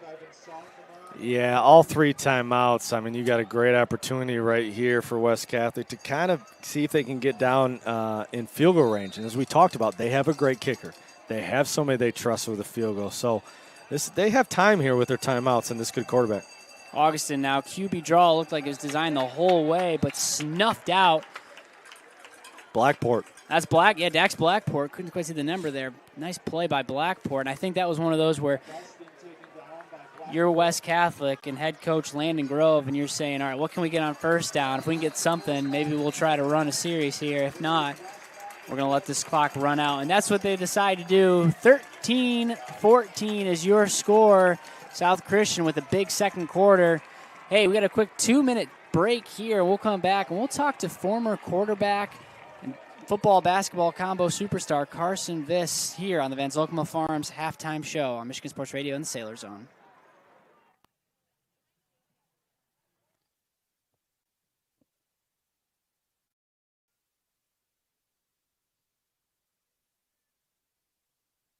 A free buffet for the deer?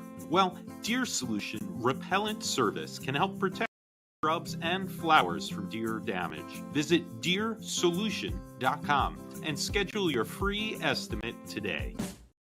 Achievement Scholarship is funding every grad, every path. And odds are your high school senior or recent grad will qualify for free money for community college, public or private university, or career training, no matter their GPA. And the scholarship is less income-based than you might expect. Wherever your child is headed, there's free money to get them where they want to go. Learn more at mi.gov/achievement.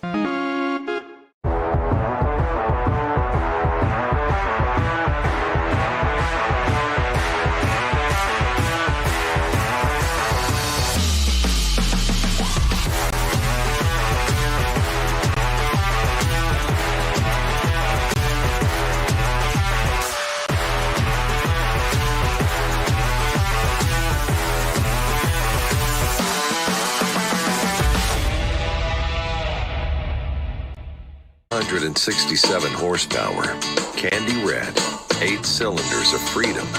And to think, he only let me drive it once. I've never considered myself to be a lucky man. That would be Dad. He didn't know a thing about cars, couldn't tell a hatchback from a quarterback. But somehow his just kept going, and going, and going, and going. Turns out Dad wasn't lucky. He just knew where to look. Then let's take a look. As I mentioned over the phone, wear and tear. Oh man, they're never gonna buy this thing. Wear and tear? Well, there's the coffee stain on the seat. It needs new brakes. All 4 wheels squeak. The passenger door doesn't even have a handle.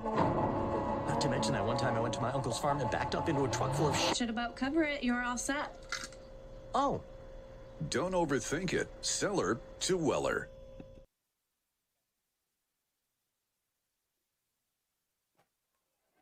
All right, good evening, folks. Welcome into the Vansulkema Farms halftime show. 14-13 is your score. Sailors with a big second quarter to bring this game within 1 point. Miss PAT put them back one score here. But we are joined in the booth now by former South Christian legend. I guess you're just South Christian legend. Former all-state, all-conference, all everything at South Christian, football and basketball. Had a tremendous career here, a couple of trophies and medals. We're joined by Carson Viss. Carson, what'd you make of that second quarter as a lot of these guys you played with a year ago? Yeah, we started off pretty slow, as you saw. Our offense, wasn't getting things going. And our defense had to make some stops, and they came up with that big fumble on the first drive. But our offense found it in the second quarter. They started just finding a rhythm, not trying to take the shot, just little slant routes, hitch routes, whatever it is, just getting Austin into the game, which I think is good for him. It's not always easy coming out right away, taking the big throw or trying to make the big play. So they're just getting him settled in, and obviously you saw what happened. They went down there, and that was a great drive to end the half. It was a big drive. They needed it right there, and came down with a score. And obviously a great play by Brody Schultz on defense. That's just a great momentum booster for our team, and just something that we needed after not scoring last week, struggling to score here in the first quarter, halfway through the second, and that's just something that is brings a little momentum, a little joy, a little energy to the team. So you already mentioned Austin's name a little bit here, and obviously he was on the team last year. He was your backup. You know him, I'm sure, well. And what did you tell him as he took the reins as the starting quarterback for South Christian? He took it over this year, and there's some big shoes to fill, yours and a handful of the ones before you. What did you tell Burgess? Yeah, probably the same thing that Coach Brown told me, and Coach Brown has said this before, but, just be yourself. You don't got to be the person behind you. You just got to go out there, execute the game plan. Because ultimately the coaches they're going to give you the game plan, and you're going to go out to execute. We have great coaches that are going to put him in a great position. So, my advice to him was just to take everything in that from me that I've learned, that I learned from the past quarterbacks like Jake DeHaan and John Wasink, and just kind of implement that into your game. And you got to be a leader out there. That's probably the biggest thing that I would tell him. You have to be a leader. You have to have control of the offense, control of the team. Because if your O-line doesn't trust you, and you don't know what's going to happen. So you just have to, you have to let the guys know that, like, hey, I'm here for you. I'm going to do everything I can to make sure that your life is great on the football field and off. So just stuff like that, being a leader, especially since I've been at college. That's like the biggest thing is just, leadership. Like, it's really like means something different at the college level. Leadership does. And so, yeah, that's just what is my biggest advice to him is just to, be yourself. You don't have to be somebody you're not. And then just be a leader, be a second head coach on the field. Yeah, okay. We talking about Western a little bit. Before we get to Western, how much is there of you that just wishes you could be out there tonight, or is it, you're on campus now, you're getting ready for the season. I'm sure there's been practices, workouts, all that fun stuff with the Broncos. How much of it are you thinking? Oh yeah, I wish I was in the number 5 jersey for South Christian again. There's nothing better than Friday Night Lights, and everybody says it, but there truly is nothing better than Friday Night Lights once you get to experience it as a player. So there's definitely now that I'm back here and back watching the game, there's definitely a part of you that misses it, and part of me that misses it. But I'm very grateful for the opportunity that God gave me to play at Western, and also the opportunity that He gave me to play the game of football with a bunch of great coaches, a bunch of great teammates. That's what really makes you miss it. It's just you can't be out there with those guys anymore, and you can't be out there with those coaches. So just talking on that note, just to all the guys on the team right now, you just are coming up. You just can't take that for granted because there really is something special about Friday Night Lights. All right, so looking ahead, you're at Western Michigan. If those you follow South Christian, many of you should know this right now. Carson Viss is playing basketball at Western Michigan. You've been on campus working out with the team. How are we feeling going into the season? What are you really looking forward to? What's the outlook with the team and the guys, and what can we expect from number 7? Right, number 7. Yes, sir. That's to be the number. Yep. We've been up there since June 15. All of us been up there all summer. All fall now. Just working hard, workouts, basketball, conditioning, lifting, all that. And so, what you can expect from us is just a bunch of guys who are going to go out there, give it their all. One of my favorite things about being there is just how connected we all are. Because, you never know nowadays with college sports, with the transfer portal and all that stuff on. So you never know how somebody's going to be.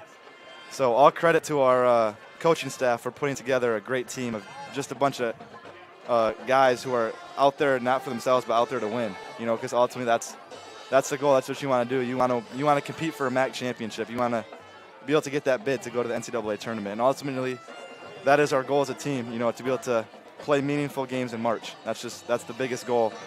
And so that's what you can expect from us. We're going to do everything we can to go out there and do that. And we've been, like I said, we've been working all summer, waking up early mornings, late nights, doing all that so we can get ready. But like I said, just a bunch of great guys, great coaches all coming together as one.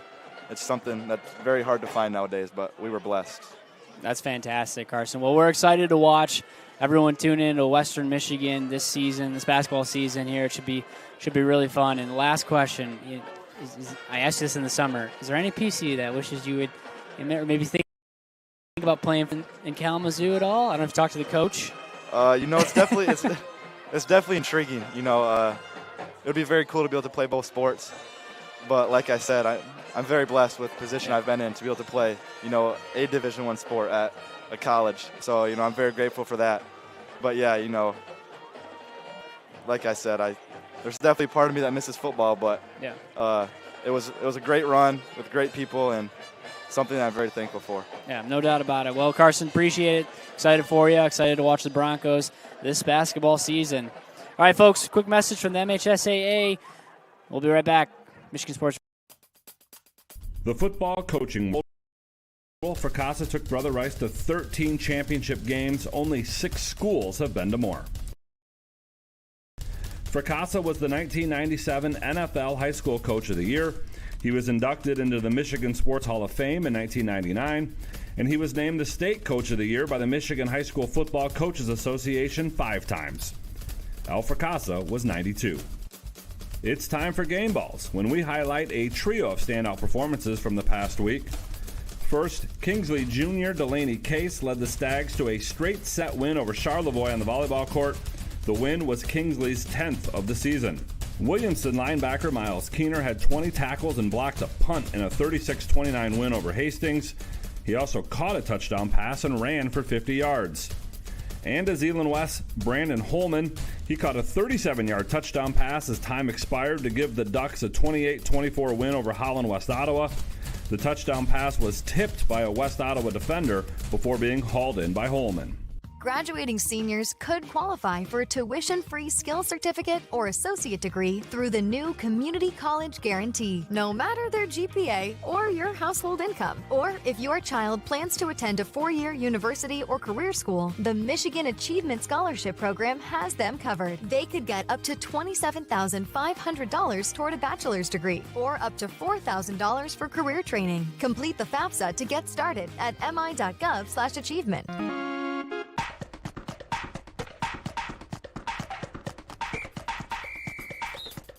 Our weekly Be the Referee feature takes a look at the fine art of officiating with registered official Paige Winnie. We have a football you make the call for you today. Team A has the ball at their 20-yard line. Team A's quarterback gets a snap and starts running toward the sideline. He's tackled and fumbles the ball forward towards the sideline.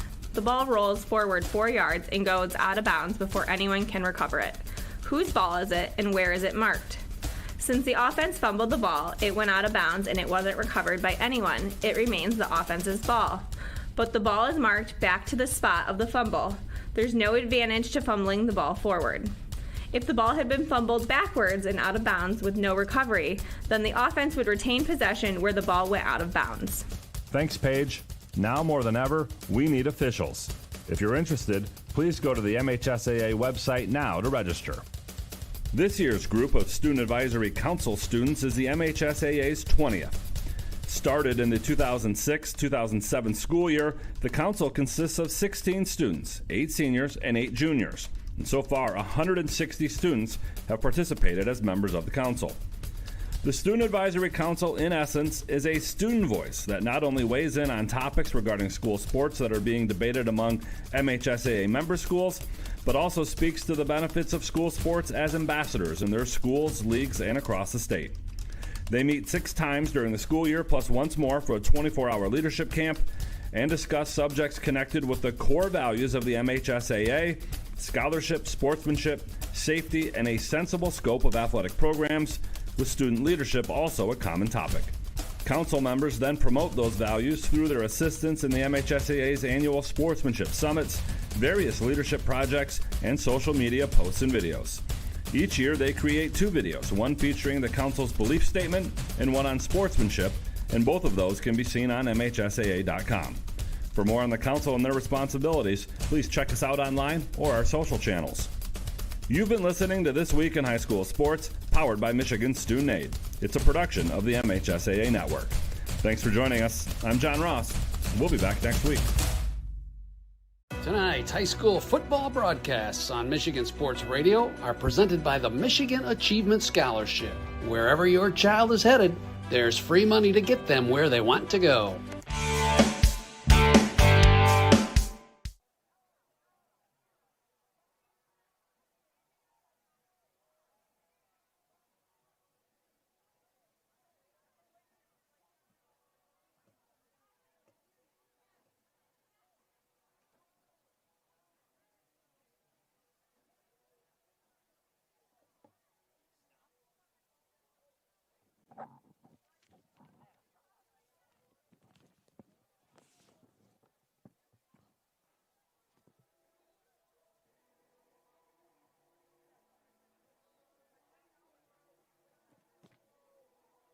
Landscape of free buffet for the deer?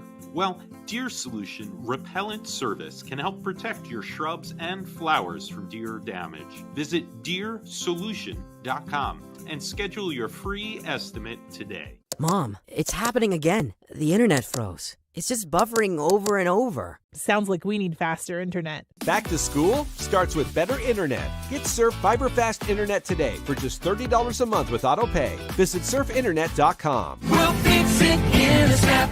You hear that? That's Service Professor fixing your drain, sewer, plumbing, electrical, heating, or cooling, and fixing it in a snap. Service Professor will fix it in a snap. Are you having a hard time hearing tonight's game? Hi, I'm Brock Conkle from Michigan Sports Radio, and after putting it off for many years, I decided to contact Miracle Ear and get my hearing tested, and sure enough, had significant hearing loss. The friendly staff at Miracle Ear fitted me with hearing aids, and life is so much more enjoyable being able to hear the things that I've been missing. Go to miracle-ear.com to schedule your free hearing evaluation. There's a location near you.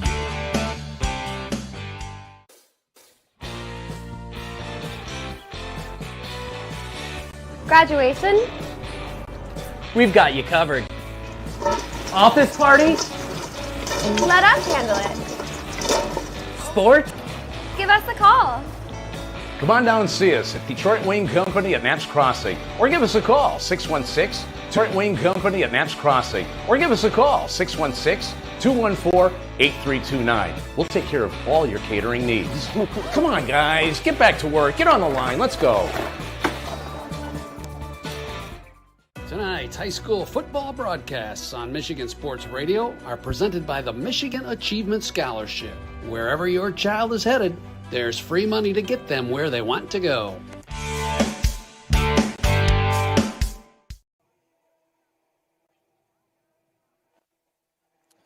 Thank you for joining us on the Van Salkema Farms halftime show. Van Salkema Farms wants us to talk about Legacy Christian School, who's on a mission to prepare Christ followers and kingdom builders, laying the foundation for lifelong learning and service. Students find their place in God's redemptive story where every subject points to Christ. With learning experiences beyond our walls, we answer God's call to love our neighbor and restore his kingdom. Discover a close-knit community at Legacy where your child's faith can flourish, offering English and Spanish immersion from K through 8, preschool, and extended care. Well, what a first half it was, folks. 14-13 is your score. 184 total yards for West Catholic, 117 for South Christian, 92 in the air for South, 84 in the air for West Catholic. A couple turnovers for West Catholic really are the difference makers. That early first drive fumble and then that pick six, which of course put the Sailors on the board early.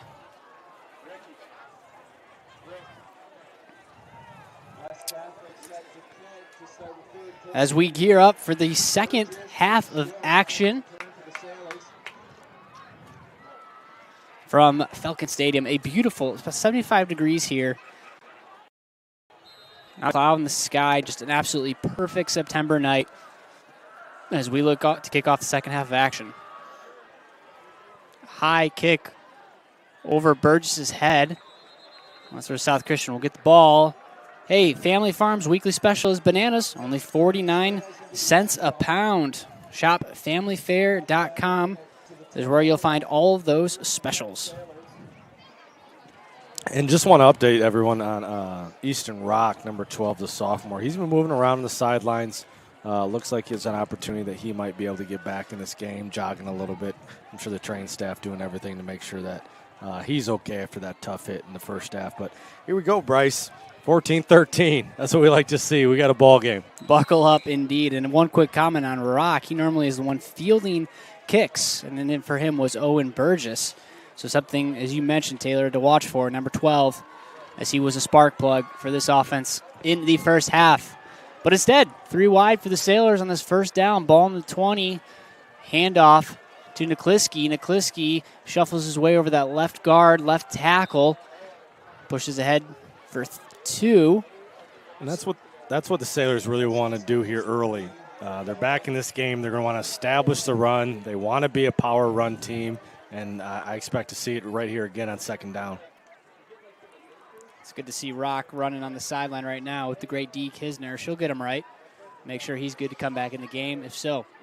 2nd and 7, ball in the 23. Handoff again to Nikliski. He patiently waits his way before getting popped by a Falcon linebacker. I believe that was Abram in on the tackle. Going to set up a 3rd and medium, 3rd and long for the Sailors. Yeah, another good job there by the West Catholic defense is those linebackers are fierce and they get in there and they find those holes. The Sailors really need to do a good job for those motion guys picking up those linebackers. And here we go, another big 3rd down. South Christian 1 for 6 on 3rd down in that first half. Need a conversion here.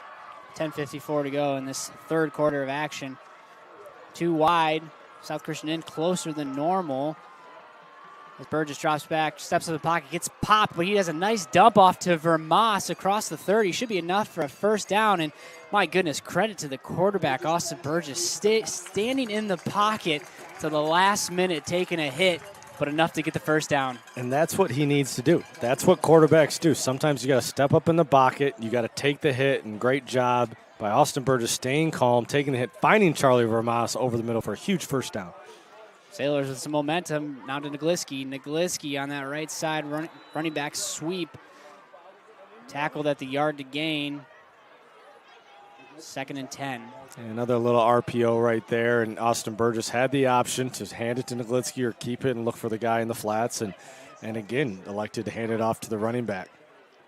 For those listening, Taylor, explain the RPO and what Burgess should be looking at in each of his progressions. Yeah, he's really reading that end on that left side or the right side, whichever he is, and to see if he commits to the running back, then he should pull the ball back and then hit the receiver, and if he doesn't, he should hand it off to the running back. A run-pass option there, folks. All right, 2nd and 10. Handoff to Nagliski again. He's getting plenty of action on this drive, and whole host of Falcons there to make the play. Jacob Timmer, the big Central Michigan commit, two-way player, in on the action. Set up another 3rd and long. Yeah, I'm not sure that Jesse Vandergren is going to be eligible to come back in this game. We might see Kyle Nagliski the whole game, kind of looking down the sidelines, and Jesse does not have a helmet on as he is standing by some other injured or out Sailors. So that's something to watch. It might be the Kyle Nagliski show here for the backfield. The Sailors might be down 2 running backs. Down 2 running backs, down a wide receiver. Opportunity here to make something happen. 3rd and long. Burgess drops back. Seam route across the middle, and at Owen Burgess wide open. Thrown behind him. Wasn't even close as Burgess is talking to his teammates saying, hey, I'm open, find me. Yeah, again, mechanically, I feel like Austin Burgess is just getting a little bit more on the sidearm. Needs to get that ball up closer to his ear to deliver another accurate pass. And curious play there, the offensive lineman, 6', Jackson Reynaldo, loses his helmet, which means he has to come out of the game, but no flags called on the defense. So really interesting as the offensive lineman will have to come out and the substitution will have to be made. Sometimes a little suspect, but as you mentioned, no flag, 8:58 to go on this Burgess punt. Another great punt for Austin Burgess. Little sidewinder as Owen on the coverage over Olszewski. He breaks a tackle out of Burgess's hands. He's going to pick up another 10 yards as Burgess had him at about the 41-42, and instead Olszewski makes some magic after it's across 50. That'll frustrate the senior Owen Burgess right there, and Grayson Hunterman was right there to be able to bring him down. But another good punt by Austin Burgess. He's had some really nice punts here today, which is a very key thing for those special teams plays to be able to flip the field. But on the other side, West Catholic's had a lot of good returns, kickoff and punt returns. Yeah, special teams has been big for the Falcons. 8:47 to go. 14-13 is your score. West Catholic now with their first drive of the game. Play action pass, dumps it off to Peterman. Peterson as he picks up some big yards after a catch. Great block right there by number 5, Owen Hunter for the West Catholic Falcons. Is just pinned the defensive back right up against the sideline, able for 81 to really turn up the field. And that's that play action play that the Falcons like to run, and they went back to it. 15-yard pass completion, more than enough for a first down as Falcons now in enemy territory. Ball in the 35. Handoff to Abram up the middle. Abram sidesteps, stutter steps his way patiently across the line of scrimmage down to the 33. It looks like Cody Jones is right there on the tackle right there, and that's what Saiors have to do. They have to make sure that they can handle the inside runs so they're not going to be on the outside and the inside, which West Catholic really wants to do a good job of mixing up on offense. 2nd and 7. 8:09. Handoff to Abram again as he's got a handful of carries. He breaks out of a tackle that should have been a gain of 2. Instead, Abrams is still on his feet, down to the sideline to the 10 before getting knocked out of bounds. Hard-nosed running by Abram there, a 22-yard carry Yeah, Benjamin Buter, big 68, had him in the backfield, just wasn't able to bring him down, and credit to the West Catholic player just being able to sneak on the outside and take it all the way down into enemy territory. It's been a two-headed monster between Abram and Oshensky. Two Collins. Connor Oshensky. Colin, Abram have been carrying the load for this Falcon run game. Now handoff to Oshensky up the middle as he breaks the tackle. Tripped up at the 3-inch yard line. As you have Jacob Timmer, the right tackle, signaling to the coaches, hey, let's go quickly. Let's get to the line. Yeah, you can definitely tell. They're going to try to quick snap right here, and I could see a quarterback sneak. The Sailors are trying to sub. No flag. Instead, no whistles on the field.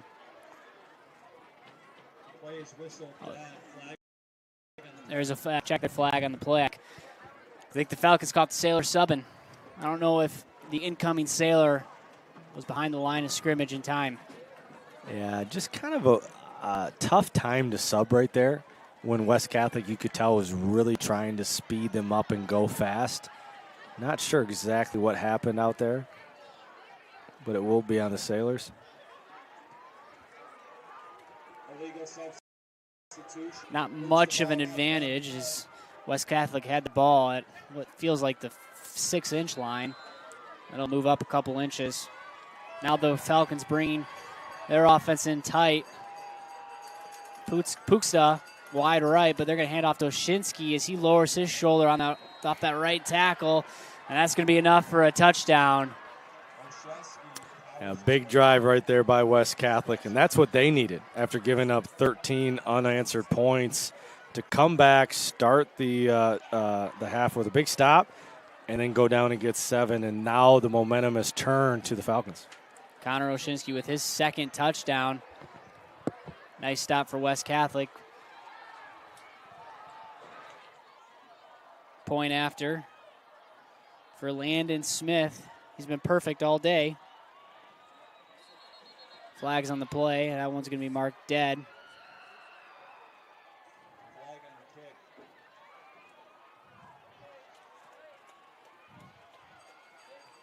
Waiting to see. False start.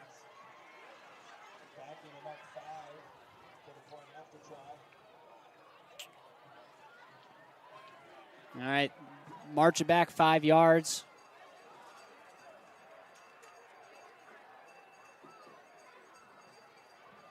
Smith will get the opportunity.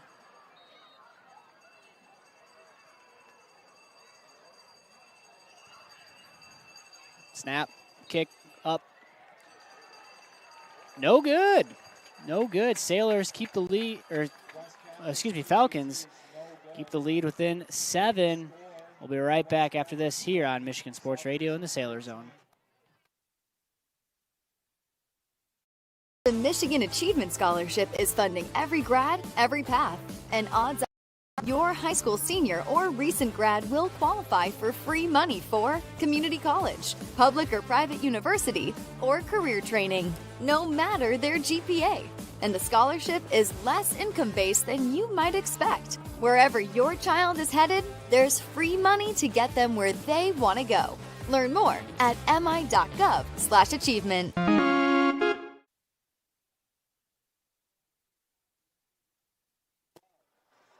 Miss PAT keeps the lead at 7. West Catholic. Hey, this third quarter of action is brought to you by Burgess Surveying. Burgess Surveying is a privately owned company that has been serving West Michigan community and the state for over 15 years. They performed a wide variety of surveying services. Whether you're a homeowner who is looking to establish your property lines or a large commercial contractor who wants his project to be completed efficiently and timely, Burgess Surveying can meet your needs.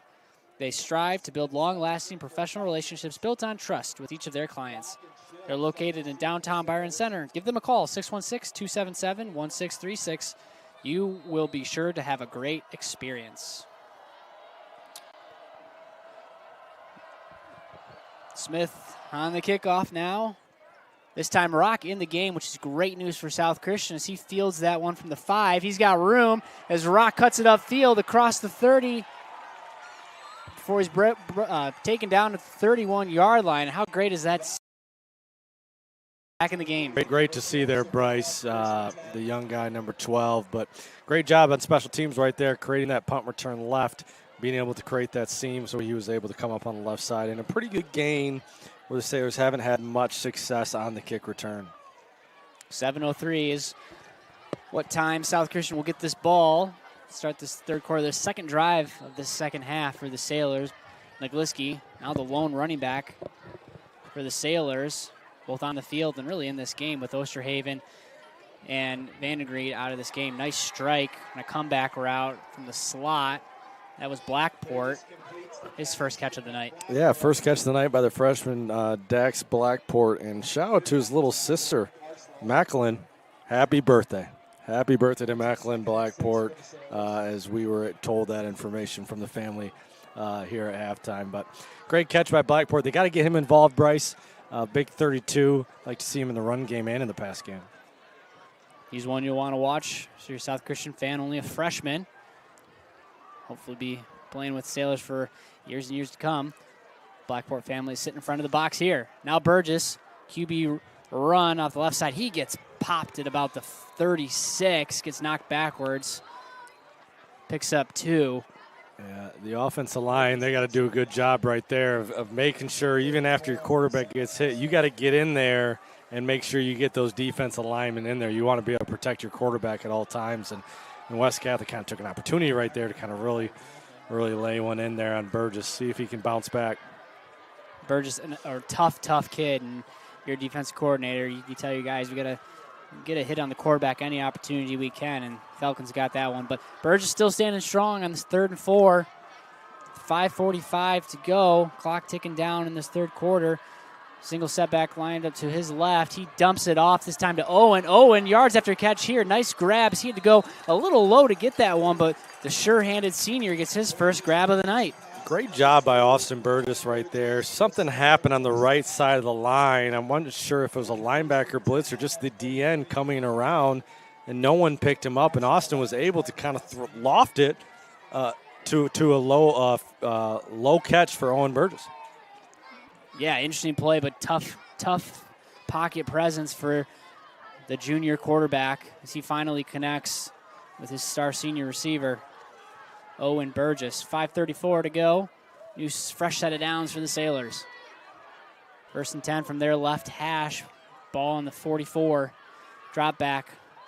Gonna throw deep ball to Rock. Rock beats his man. Nice ball, nice pitch and catch. Easton Rock just tripped up at the 5, but my goodness, Taylor, what a throw by Austin Burgess, who hit his man in stride. Easton Rock for a 52-yard completion.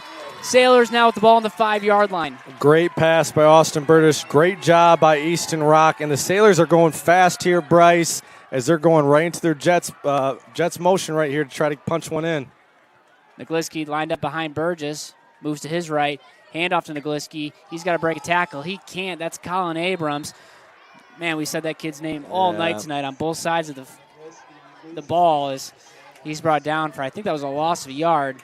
Yeah, just nothing there. The Sailors were trying to go a little bit faster than that. They were able, the West Catholic defense was able to kind of get set, and the linebackers, as we've seen all night, those are the guys making the tackles.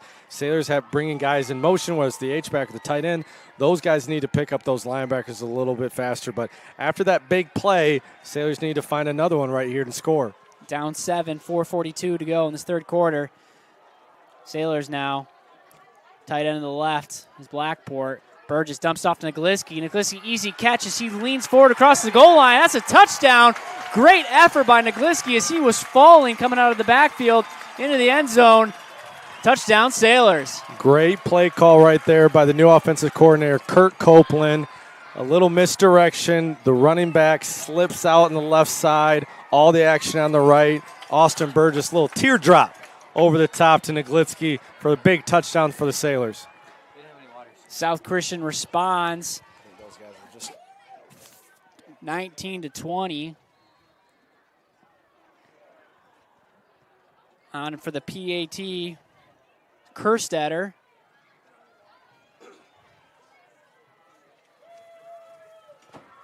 Kick is up. And it's good, folks. Tie ball game here at East Kentwood. And that's a big PAT right there, Bryce, something that we take for granted, but after you've missed a couple, And after West Catholic missed one, Danny Brown elects to go for the one, which if they would have made it, he probably would have gone for the two. And Hudson Cursa, the soccer player, able to knock it in.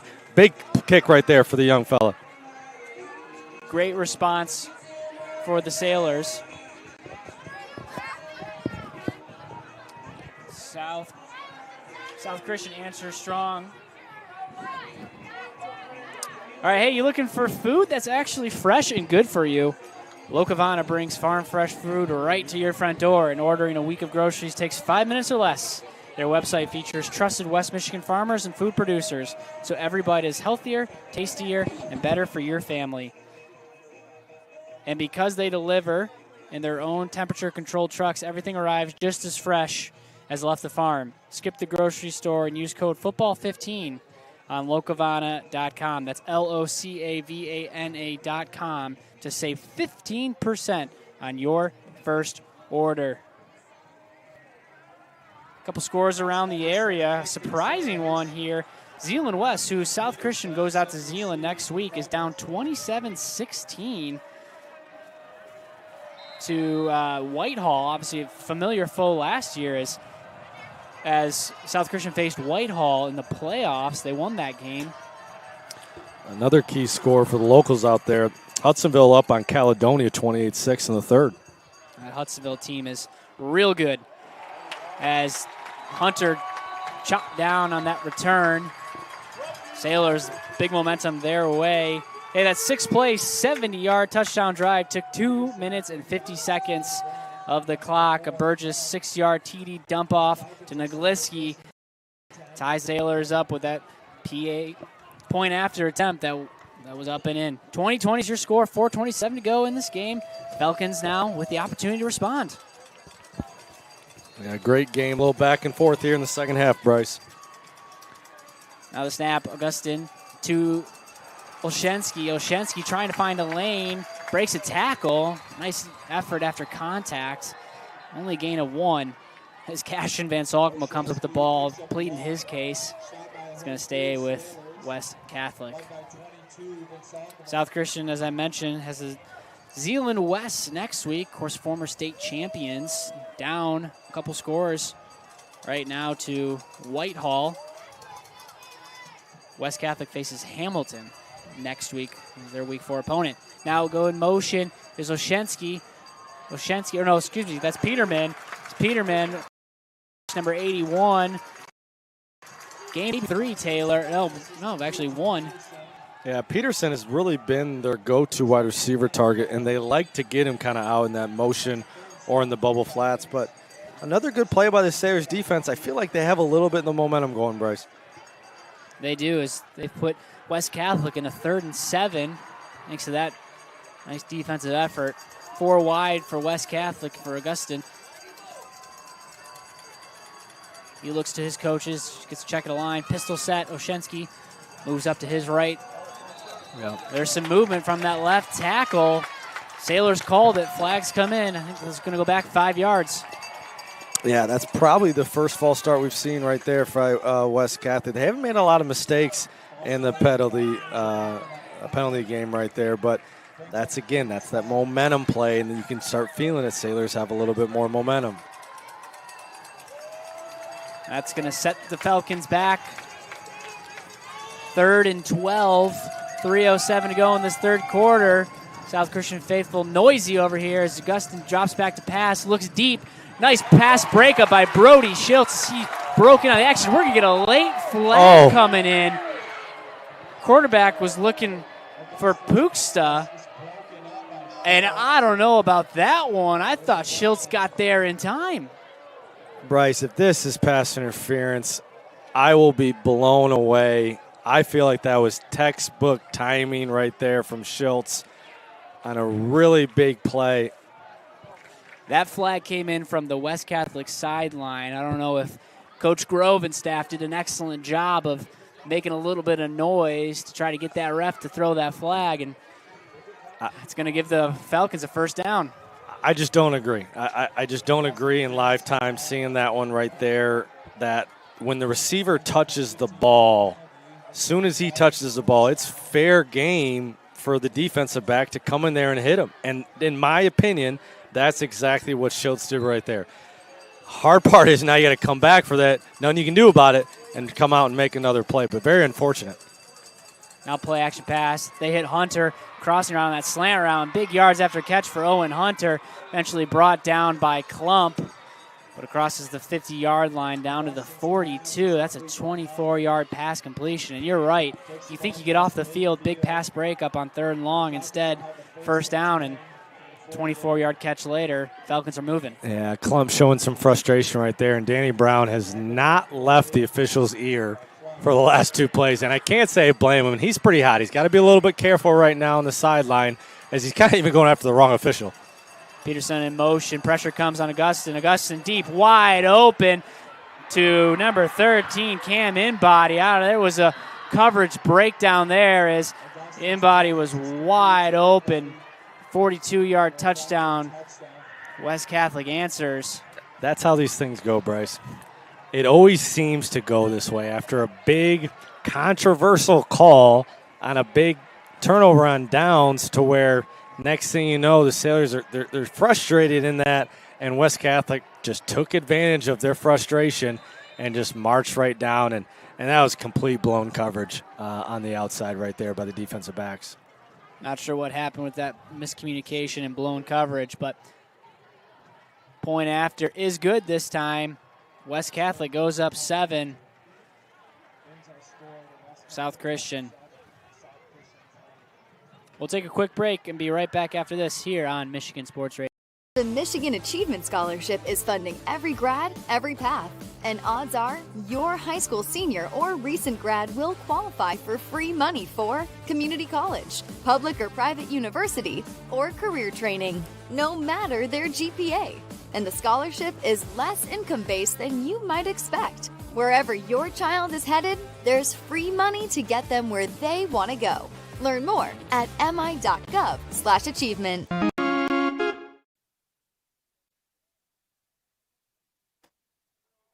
Big response for West Catholic as they go up 7, and as we're in that break, we're looking down on Coach Danny Brown, and he is still getting after the stripes, trying to plead his case. I've been there, Bryce. We got a coach in the booth right now. I feel like sometimes as a coach, it's so hard sometimes to get high schoolers to execute things that you practice on over and over and over again. We appreciate the officials. We appreciate everything that they do. But sometimes they're just wrong. And when they're wrong, it seems to always be at a huge time. And the emotions and the competitiveness, you just can't help but to react. And that's what's happening is Brown has not put his headset back on yet. But now this offense has to respond. Down 7. Rock on the return from the 5. Big return last time as Saiors look to set up that similar wall. He crosses the 20 before getting brought down at the 22. And this is where the captains and the leaders of the team really need to step up. You got a frustrated coaching staff. You felt like you didn't get a call when you needed it, but it's over.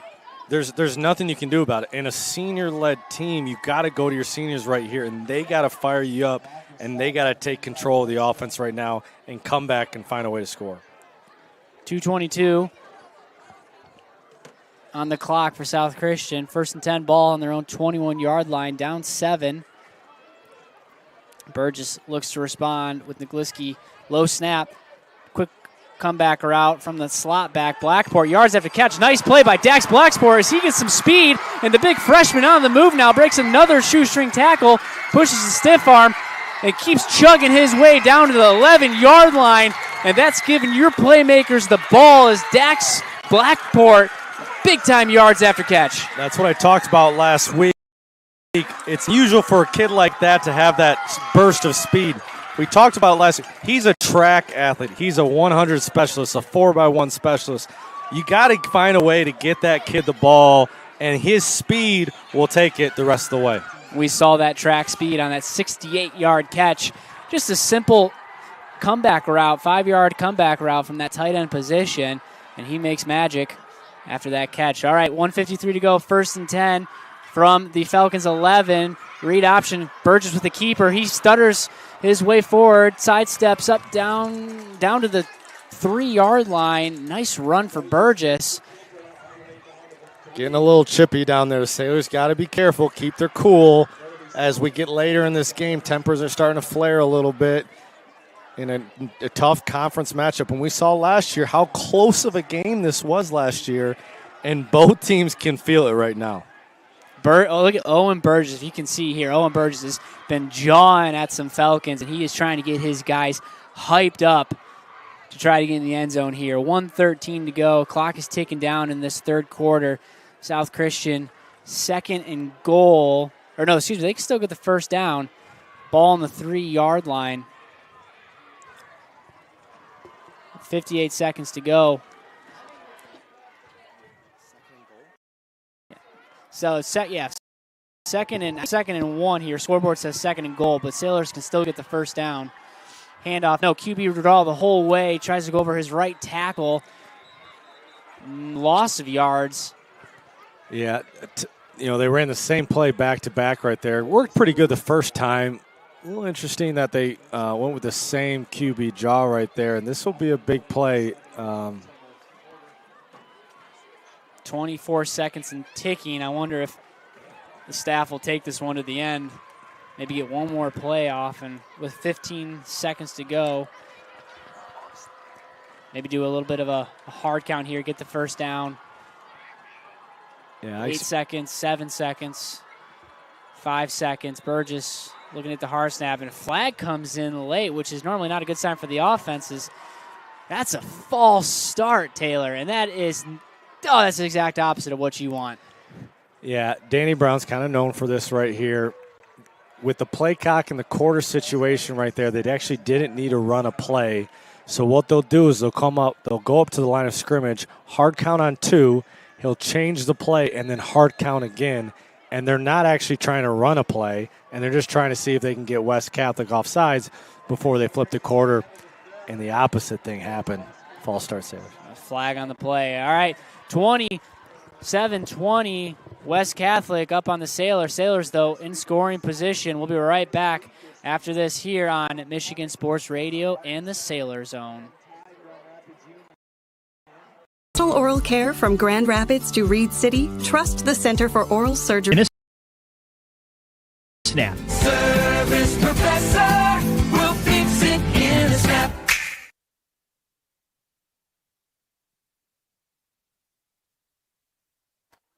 All right, we start this fourth quarter of action. South Christian knocking on the doorstep. 3rd and 8, unfortunately due to a really, really bad false start penalty going into the end of the third. But 3rd and 7, Sailors can still get the first down. Play action pass, fakes the dump off on the sweep to Burgess. He throws it deep to Blackport, and that's an easy flag call as Blackport tried to go the underthrown ball, and while doing so, the defender came in late. Easy flag call, first down, South Christian. Yeah, on those underthrown balls, when the defensive back isn't able to turn around and find the ball, the offensive player has an advantage by running towards the ball and almost initiating the contact. But because the defender can't turn around, it's going to be defensive pass interference every time. And that's what it was. That'll be a first down, South Christian. Creative play call there as they tried to set up the reverse to Owen Burgess, faked it to him, and tried to hit Dax Blackport. He's kind of sneaking out of the backfield and for the end zone. There's confusion on the plays. That should be an automatic first down, and they'll get it right. Danny Brown's not going to let that one slide. Oh. I guess we're getting reports in high school that's not an automatic first down. That is half the distance. That is news to me, half the distance. So handoff to Nagliski up the middle as he goes over his right tackle, pushes his way forward. Boy, he's close to the goal line, but he's going to be stopped just shy. And again, folks, that's 3rd and short, and they can still get the first down. So Sailors with the first down. It's a nice run play by Kyle Nagliski.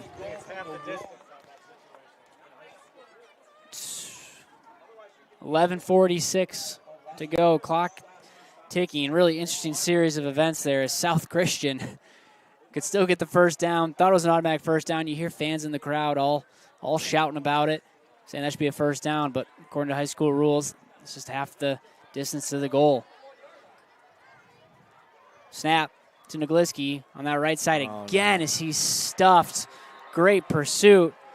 Jugman right there on the tackle. Big 31 for West Catholic with the stop. And the Sailors got to be calm right here, as this is a key play as they're down with about 3 yards to go. They can take their time here in the fourth quarter, make sure they have the correct play calling, as they got to get 7.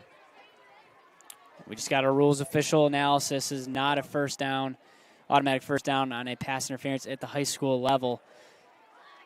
So 2nd down and 3. Sailors still right where they want to be. Jael Jugman, I'm saying his name correctly. He was a name that we were told to watch from the great Angelique Gaddy, the AD over at West Catholic. She gave us some players to watch, and number 31 was one of them. Now, reverse to Rack. Rack tries to get on the outside, has to break a couple tackles, spins around, fumble. That's no good. I think recovered by the Sailors, but massive loss on the play. That one gets pushed back to the 15-yard line, and Sailors on the doorstep now. 3rd and very long. It's one of those risk-reward play calls there, Bryce. A little, trick reverse right there, but you're only on the 3-yard line, and Rock, fortunately, the ball was able to get knocked away. Great job by 52. Hunderman there to land on it, and this is where it's going to get interesting, Bryce. 3rd down and about 14. Are we in 2-down territory? I would say so, depending on what happens here. Try to pick up 5, 6, 7, make it more manageable 4th down. Looks like some confusion for the Sailors. They have 4 wide. Burgess and Fayen swap sides. Now Burgess drops back, dumps it off to Nagliski. Nagliski has to break a handful of tackles, breaks 1 but can't break the 2nd. Brought down at the 10-yard line, gain of 5, and like you mentioned, Taylor, it's going to set up an interesting 4th down decision. Yeah, I don't think Danny Brown wants to take a timeout here, but if they don't love their play call, I think he will. 9:08, so still plenty of time, but getting in this position to score, you can't take these for granted. 8:57 to go. Sailors on the right hash. They are 2 for 2 on 4th down in this game, so opportunity to stay perfect here. 4 wide, Nagliski to the left. He rolls to the right to Burgess. Burgess throws a fade route to Vermas, and Vermas was open again in a weird sort of way where the defender slipped or fell or read it wrong and hit Charlie's hands and can't make up the catch. Turnover on downs. Yeah, just unfortunate. Actually, a pretty good ball right there from Austin Burgess. And similar situation happened that we saw earlier where the defensive back kind of bad timing, and I think it threw Charlie Vermas off and just went right through his hands, and that's one that he's going to want back. As an unfortunate drive right there for the Sailors, as they really need to get 7. But they got to turn right around here, Bryce, and find a way to get a stop. Cash and Vince Alcombe kind of showing blitz on the inside, and he will blitz right up the middle. There goes Abram across the 35 down to the 38. That's another 1st down.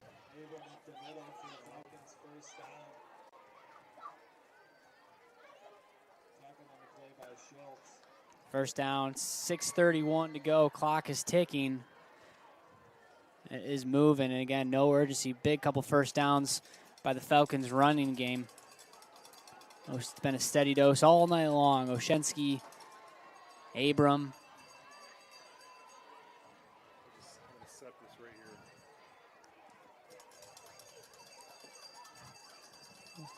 Augustin with the snap to Abram. Abram hitting the backfield. A couple Sailors on the play. It's Bauma. His first hit by Klump.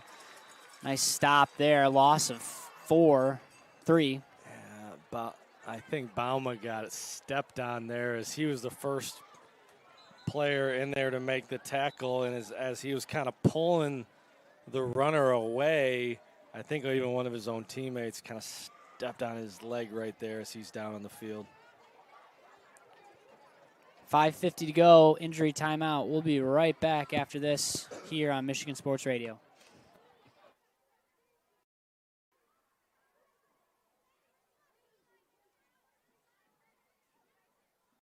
Restaurante is where great food and sports come together.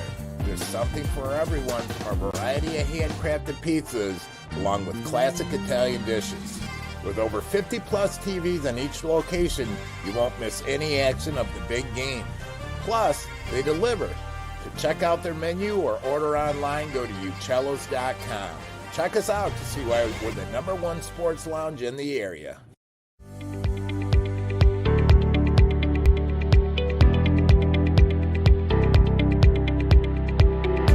Kellermeyer Plumbing, Heating, and Cooling.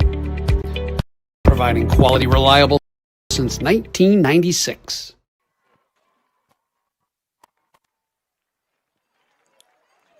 All right, Bauma heading back to the sideline as he's tended to by the trainers, and a round of applause for the junior, Gavin Bauma. 2nd and 13, nice stop there. Sailors still with all 3 timeouts, only down a touchdown. So defense with the opportunity to really make a stand, make a hold here. If they... Yeah, game's definitely not over. There's plenty of time for the Sailors to get a big stop, find a way, get the ball back, and then still score and hopefully send this game in overtime. Augustin rolls out to Oshensky, gets hit right after the catch. Gain of 1 maybe there, but excuse me, that was Gillespie in on the catch. That was his first catch of the night. Nice defense by South Christian. It's going to set up a 3rd and long here, folks. Yeah, great play by Cashin Van Salkema, and then Mark DeYoung was able to clean it up. Huge 3rd down coming up here for that Sailors defense. Be curious to see what West Catholic decides to do right here. I definitely think they're going to give it to the quarterback and let him sling this thing. 3rd and 11 for South Christian, or excuse me, for West Catholic. They are 4 for 6 on 3rd downs in this game, so they've been excellent on the money down situations. As Wildman goes in motion, Gustin drops back, pressure comes, dumps off the running back who's wide open. He's got to break this tackle by Schultz, and does, across the 50-yard line for more than enough on a 1st down. And man, Oshensky, who has been dangerous all night long, makes the Sailors pay in the open field. 18 yards for the 1st down. You talk about a perfect play call against the blitz, and that was a perfect play call against the blitz. Sailors decided blitz with an inside linebacker. No one's able to cover the running back coming out in the flats on the right side, and it was one-on-one with Schultz, and that's a tough situation where you got to really break down and find a way to stop, and he wasn't able to do it. And now West Catholic is going to take their time. 4:30 and ticking here. No urgency for the Falcons. Handoff to Oshensky. He gets hit in the backfield. No gain on the play. A good job by Jacob Labazo right there, the big defensive lineman. And the Sailors got to keep strong on defense, showing positive momentum as there's still plenty of time to get this stop and get the ball back. 4:02 to go, 2nd and 9.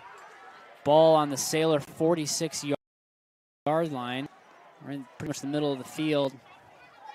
Now under 4 minutes. Falcons still have 20 seconds to get this play clock off. And I think if you're South Christian, you got to get the stop on this series before we start using those timeouts. Play action pass. Augustine, that ball's tipped up in the air. Nice play by Klump as he was trying to hit a streaking Cam Inbody who had a touchdown on the last drive. Nice play by Klump to break that one up. And that stopped the clock, too, with 3:36 to go. That's what I was going to say, Bryce. Huge play right there by Klump on the inside as he wasn't able to make a play if he would have caught, but he was able to knock that ball, jump up, knock that ball down. Double whammy because now it stops the clock, and it also saves the Sailors a lot of time. Aggressive call right there from the Falcons. It really was. That's a great point. So 3rd and long here. Augustine drops back, dumps it off to his running back in the backfield. Great open field tackle by Klump as he brings him down. Stays inbounds, so the clock will keep running with 3:26 to go. But that's going to set up a 4th down. Timeout, South Christian.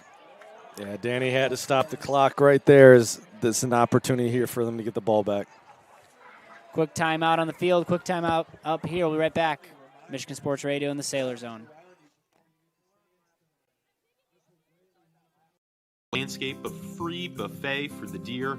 Well, Deer Solution Repellent Service can help protect your shrubs and flowers from deer damage. Visit deersolution.com and schedule your free estimate today. Tonight's high school football broadcasts on Michigan Sports Radio are presented by the Michigan Achievement Scholarship. Wherever your child is headed, there's free money to get them where they want to go.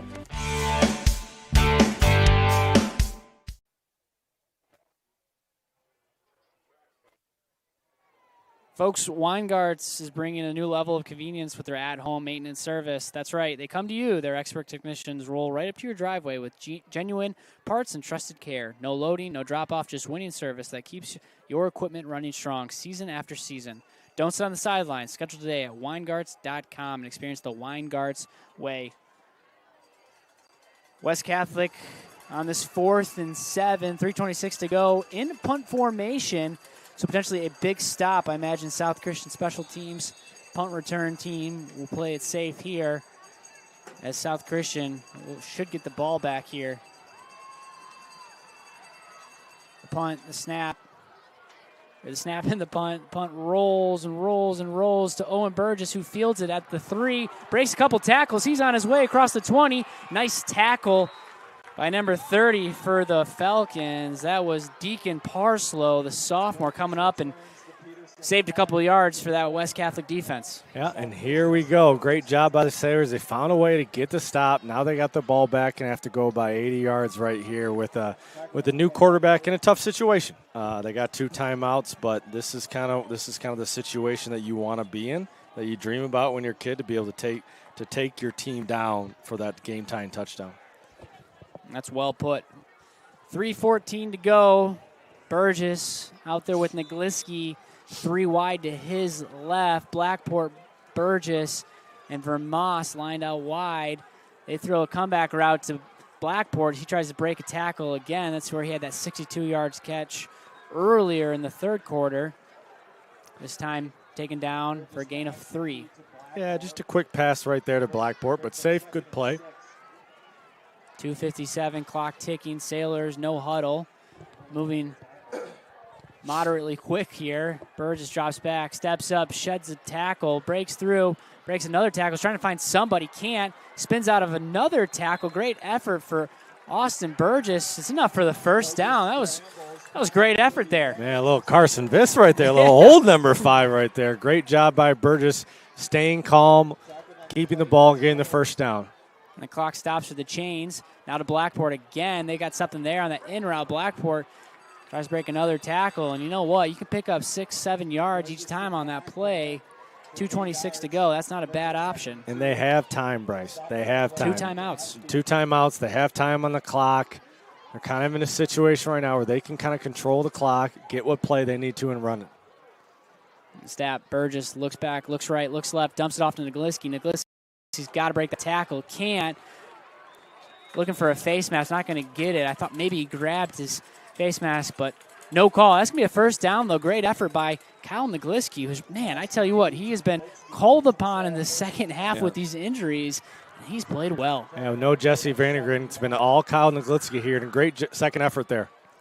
Burgess drops back, looks for Rock. Rock on the 5-yard comeback on that outside by the West Catholic sideline, runs out of bounds, stops the clock, and very methodical drive. 1:53 to go, just taking what the defense gives them.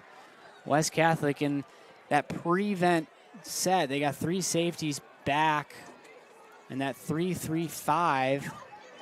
Yeah, they're finding their rhythm here, Bryce. They're the play calling is successful. It's pretty safe, but they're putting together a pretty good drive. 1:53 to go. Clock stopped on that completion. Rock ran out of bounds. Burgess looks left, rolls right, looking, drops it off to Owen Burgess. That one's picked off. Picked off by Thomas Puksta, who has been wonderful all night for West Catholic. Read that one, sat on it, was waiting for that throw to Owen Burgess, and Puksta with the massive takeaway for West Catholic. Falcons with the ball. It's a tough one there. That's one of those situations as you really always want your wide receiver to pursue and go after the ball right there. But you also kind of got to hand it to West Catholic because it was a great play. He was able to jump the pass, and unfortunate for the Sailors is not a whole lot of time left. But they do have 2 timeouts, so they're going to need to stop. 1:47, 2 timeouts for the Sailors. Abram lined up behind Augustin. Handoff up the middle, bounces outside. No, excuse me, that's Oshensky. Oshensky, he tries to go outside, breaks a tackle by Schiltz, knocked out of bounds. No, slid. Nice heads-up play for Oshensky as he picks up 5, stays in bounds. Be a timeout, South Christian. Yeah, just a tough one here tonight for the Sailors. It really kind of goes back to that last drive, had that big pass to Blackport, had the pass interference, which ended up being half the distance, and then they had the tough 3rd down play where they lost all those key yards, and instead of 3rd and 2 or 4th and 2, it turned into a 4th and 12. They weren't able to punch it in going forward on 4th down. And then you felt like they had a pretty good drive going there, Bryce, and just a great play by the West Catholic defensive back. Been a couple, really just some great plays by both sides all throughout the night. It's been an exciting game, and we will recap all the action after this. We'll also give out the Big O's Smokehouse Player of the Game as well, so you want to stay tuned for the post-game show. Sailors now with 1 timeout left, down 7, 1:37 to go. West Catholic at the 50 in command. 2nd and 5, again 1:37. As 2 tight ends go from right to left. Speed option to the left. Augustin gets tackled right at the line of scrimmage, spins forward for a yard. We'll get the last timeout for the Sailors.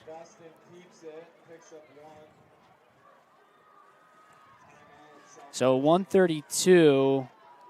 Taylor, you can run one more play. If you don't get the first down, give South Christian under a minute. Yeah, not going to have a whole lot of time, but still possible here, Bryce. They need kind of a quick stop. And then, West Catholic will take their time all the way down and, probably punt it, put the Sailors back in this situation. It's been a good game, though, Bryce. 2 very good teams. Conference game here with West Catholic, and great weather, great crowd here over at East Kentwood. Been a fun night. Great atmosphere at the tailgate taking place before this, and of course that draws a wonderful crowd. You were saying 5,000 people there, and if you've been to this school and the stadium, they've got that big field out to the east of the stadium, and it was a great atmosphere and great environment. All right, 1:32 to go. No timeouts left for South Christian. Really the play of the game to this point. Augustin, opportunity to get the first down and put the nail in the coffin. Takes the snap. Handoff to Abram. Abram with a lane. More than enough for the first down as he breaks through. Gets tackled eventually by the South Christian Sailor defender. Enough for the first down. But we got a flag on the play. Uh-oh, hold the phone, everybody. Hold the phone as Landon Grove looks in distress, and he is rightful to feel that way because that one is coming back. Now, it did take 12 seconds off the clock, and you'll get to replay the 3rd down. But Sailors still alive. Still alive. We haven't seen a whole lot of dirty laundry on the field tonight, but in a play where that definitely would have ended the game, this is going to be a big holding call on the Falcons. 1:25 to go. A few fans are starting to hit the exits, but folks, this one ain't over yet. So penalty keeps it 3rd and 4 with the high school rules, and that gain on the play, I guess that ball stays where it was. So not great for South Christian, as that did take 12 seconds off the clock, 1:25. And the clock gets to keep rolling. That's an interesting scenario. The clock keeps rolling, so that was actually even better for West Catholic.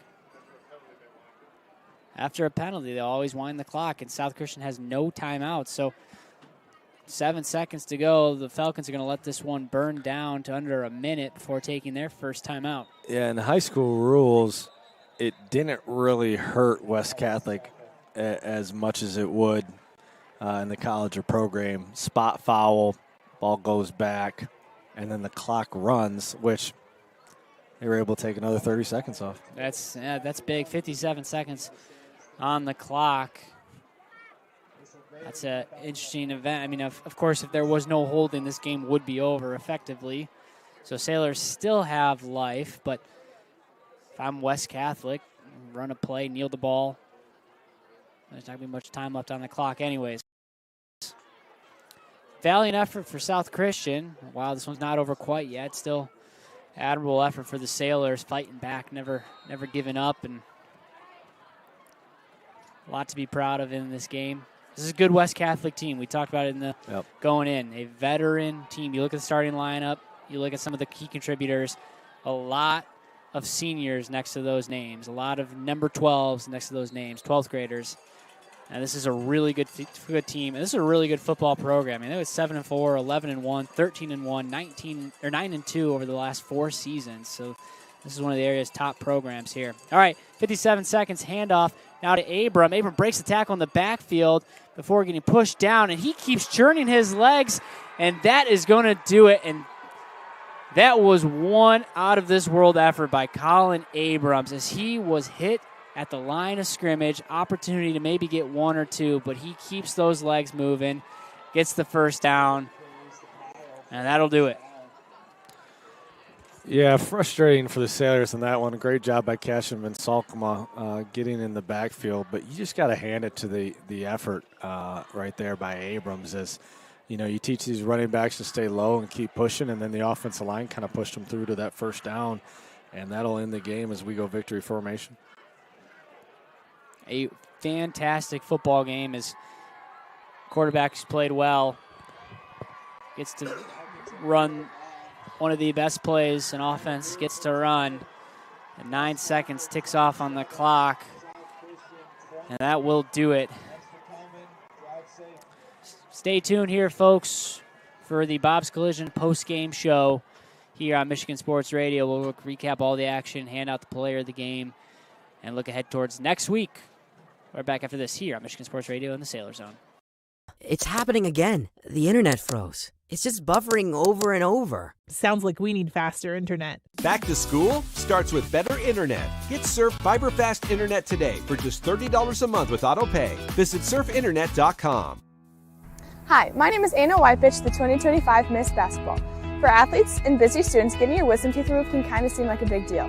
But here at the Center for Oral Surgery and Dental Implants, they make it a comfortable experience. It's happening again. With dental implants and tooth extractions, for great oral care when you need it, call the Center for Oral Surgery today. We'll fix it in a snap. You hear that?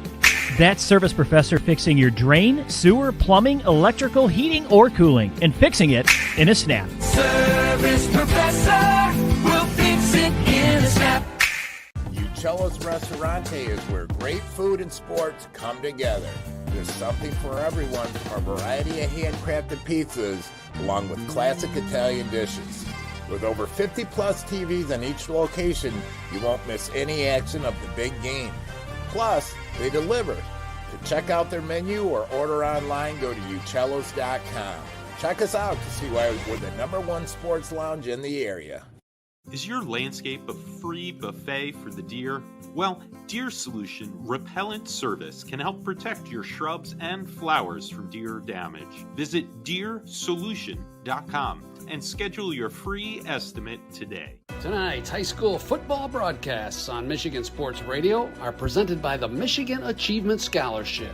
Wherever your child is headed, there's free money to get them where they want to go.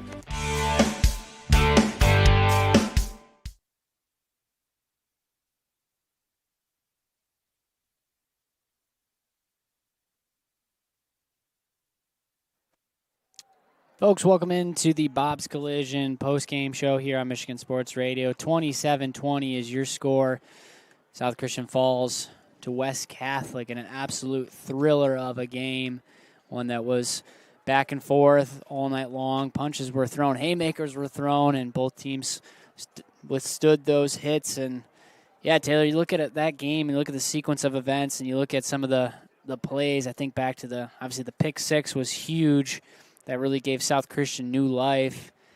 Fast forward ahead to the second half, and I think the one play was that pass interference call. That was one where South Christian was third and long, or had that defense had West Catholic third and long, and pass broken up. We all thought pretty cleanly, and instead, refs to the flag. Yeah, just kind of how these games go. Danny Brown and South Christian and David Cool, they do a really good job with their schedule. They love playing good teams. And these are the games you want to be a part of as a player. You want to play West Catholic. You want to play Catholic Central, Grand Rapids Christian, Zeeland West.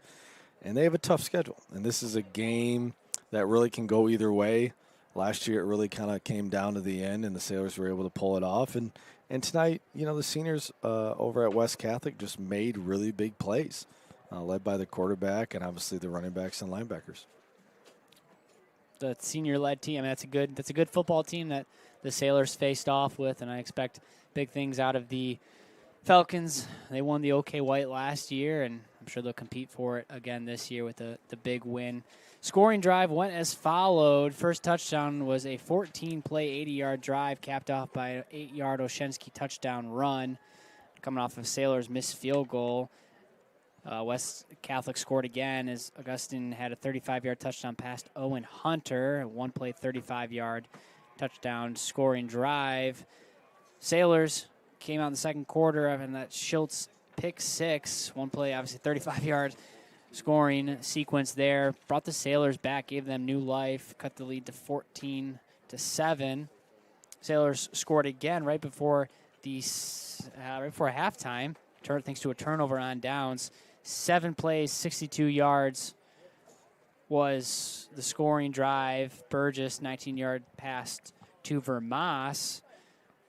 That brought the score to 13 to 14. Oshensky got back on the board, a 5-play, 50-yard scoring drive. Oshensky's 1-yard touchdown gave the lead back to West Catholic 20-13. South Christian answered. The Burgess 6-yard touchdown pass to Nikliski capped off a 6-play, 70-yard touchdown drive, which tied this game up. That was when we had that pass interference call, the next drive that we all thought was a little bit questionable.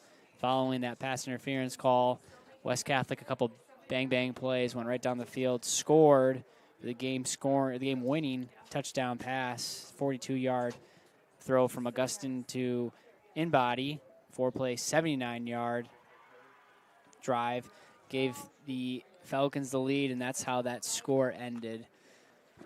So big bounce-back week, an improvement week, especially after what happened a week ago at home to East Grand Rapids. Offense looked better. They got humming. They figured some things out. And you talk about Brown and Cool scheduling. It doesn't get much easier as they have to go out west to Zeeland and play the Ducks of Zeeland West. So that'll be a lot to look forward to. We will cover that action here. But before we go tonight, Taylor, any Big O's Smokehouse play of the game? Yeah, we're going to have to go to the West Catholic Falcons for that one. And it was a little bit of a toss-up, but I'm going to go with the senior, number 7, Connor Oshesky. Just really an impactful player, both sides of the ball. Great size, great strength, great speed. Just kind of one of those seniors who can kind of do it all. They used him in the backfield. He was able to get some passes, yards after the catch. They ran it with him a lot early up the middle, and I know they used Abrams a lot as well, but I really felt like he kind of was the difference maker in a night when, Augustine was good. He was solid, had some really good early throws, but I would say that Oshesky probably did the most, and he would be my Big O's player of the game. That's a good call. Cannot argue with that. Oshesky finished the game with 16 carries, 76 yards, 2 touchdowns. As you mentioned, a lot of great plays on defense. Couple stats just to point out. 346 total yards for the Falcons, 296 for South Christian. Fumbles and interceptions were big moments for the Sailors that halted this Falcon offense. But then that interception on that last drive for from Austin Burgess in the hands of In-Body was one that really just put this one out of reach. The other stat to pay attention to is the third down. West Catholic 6 for 7 on third downs. That's what they call the money down, folks. And the Falcons were excellent on that. Sailors 3 for 9. Penalties, each team had 5 penalties, so pretty even there.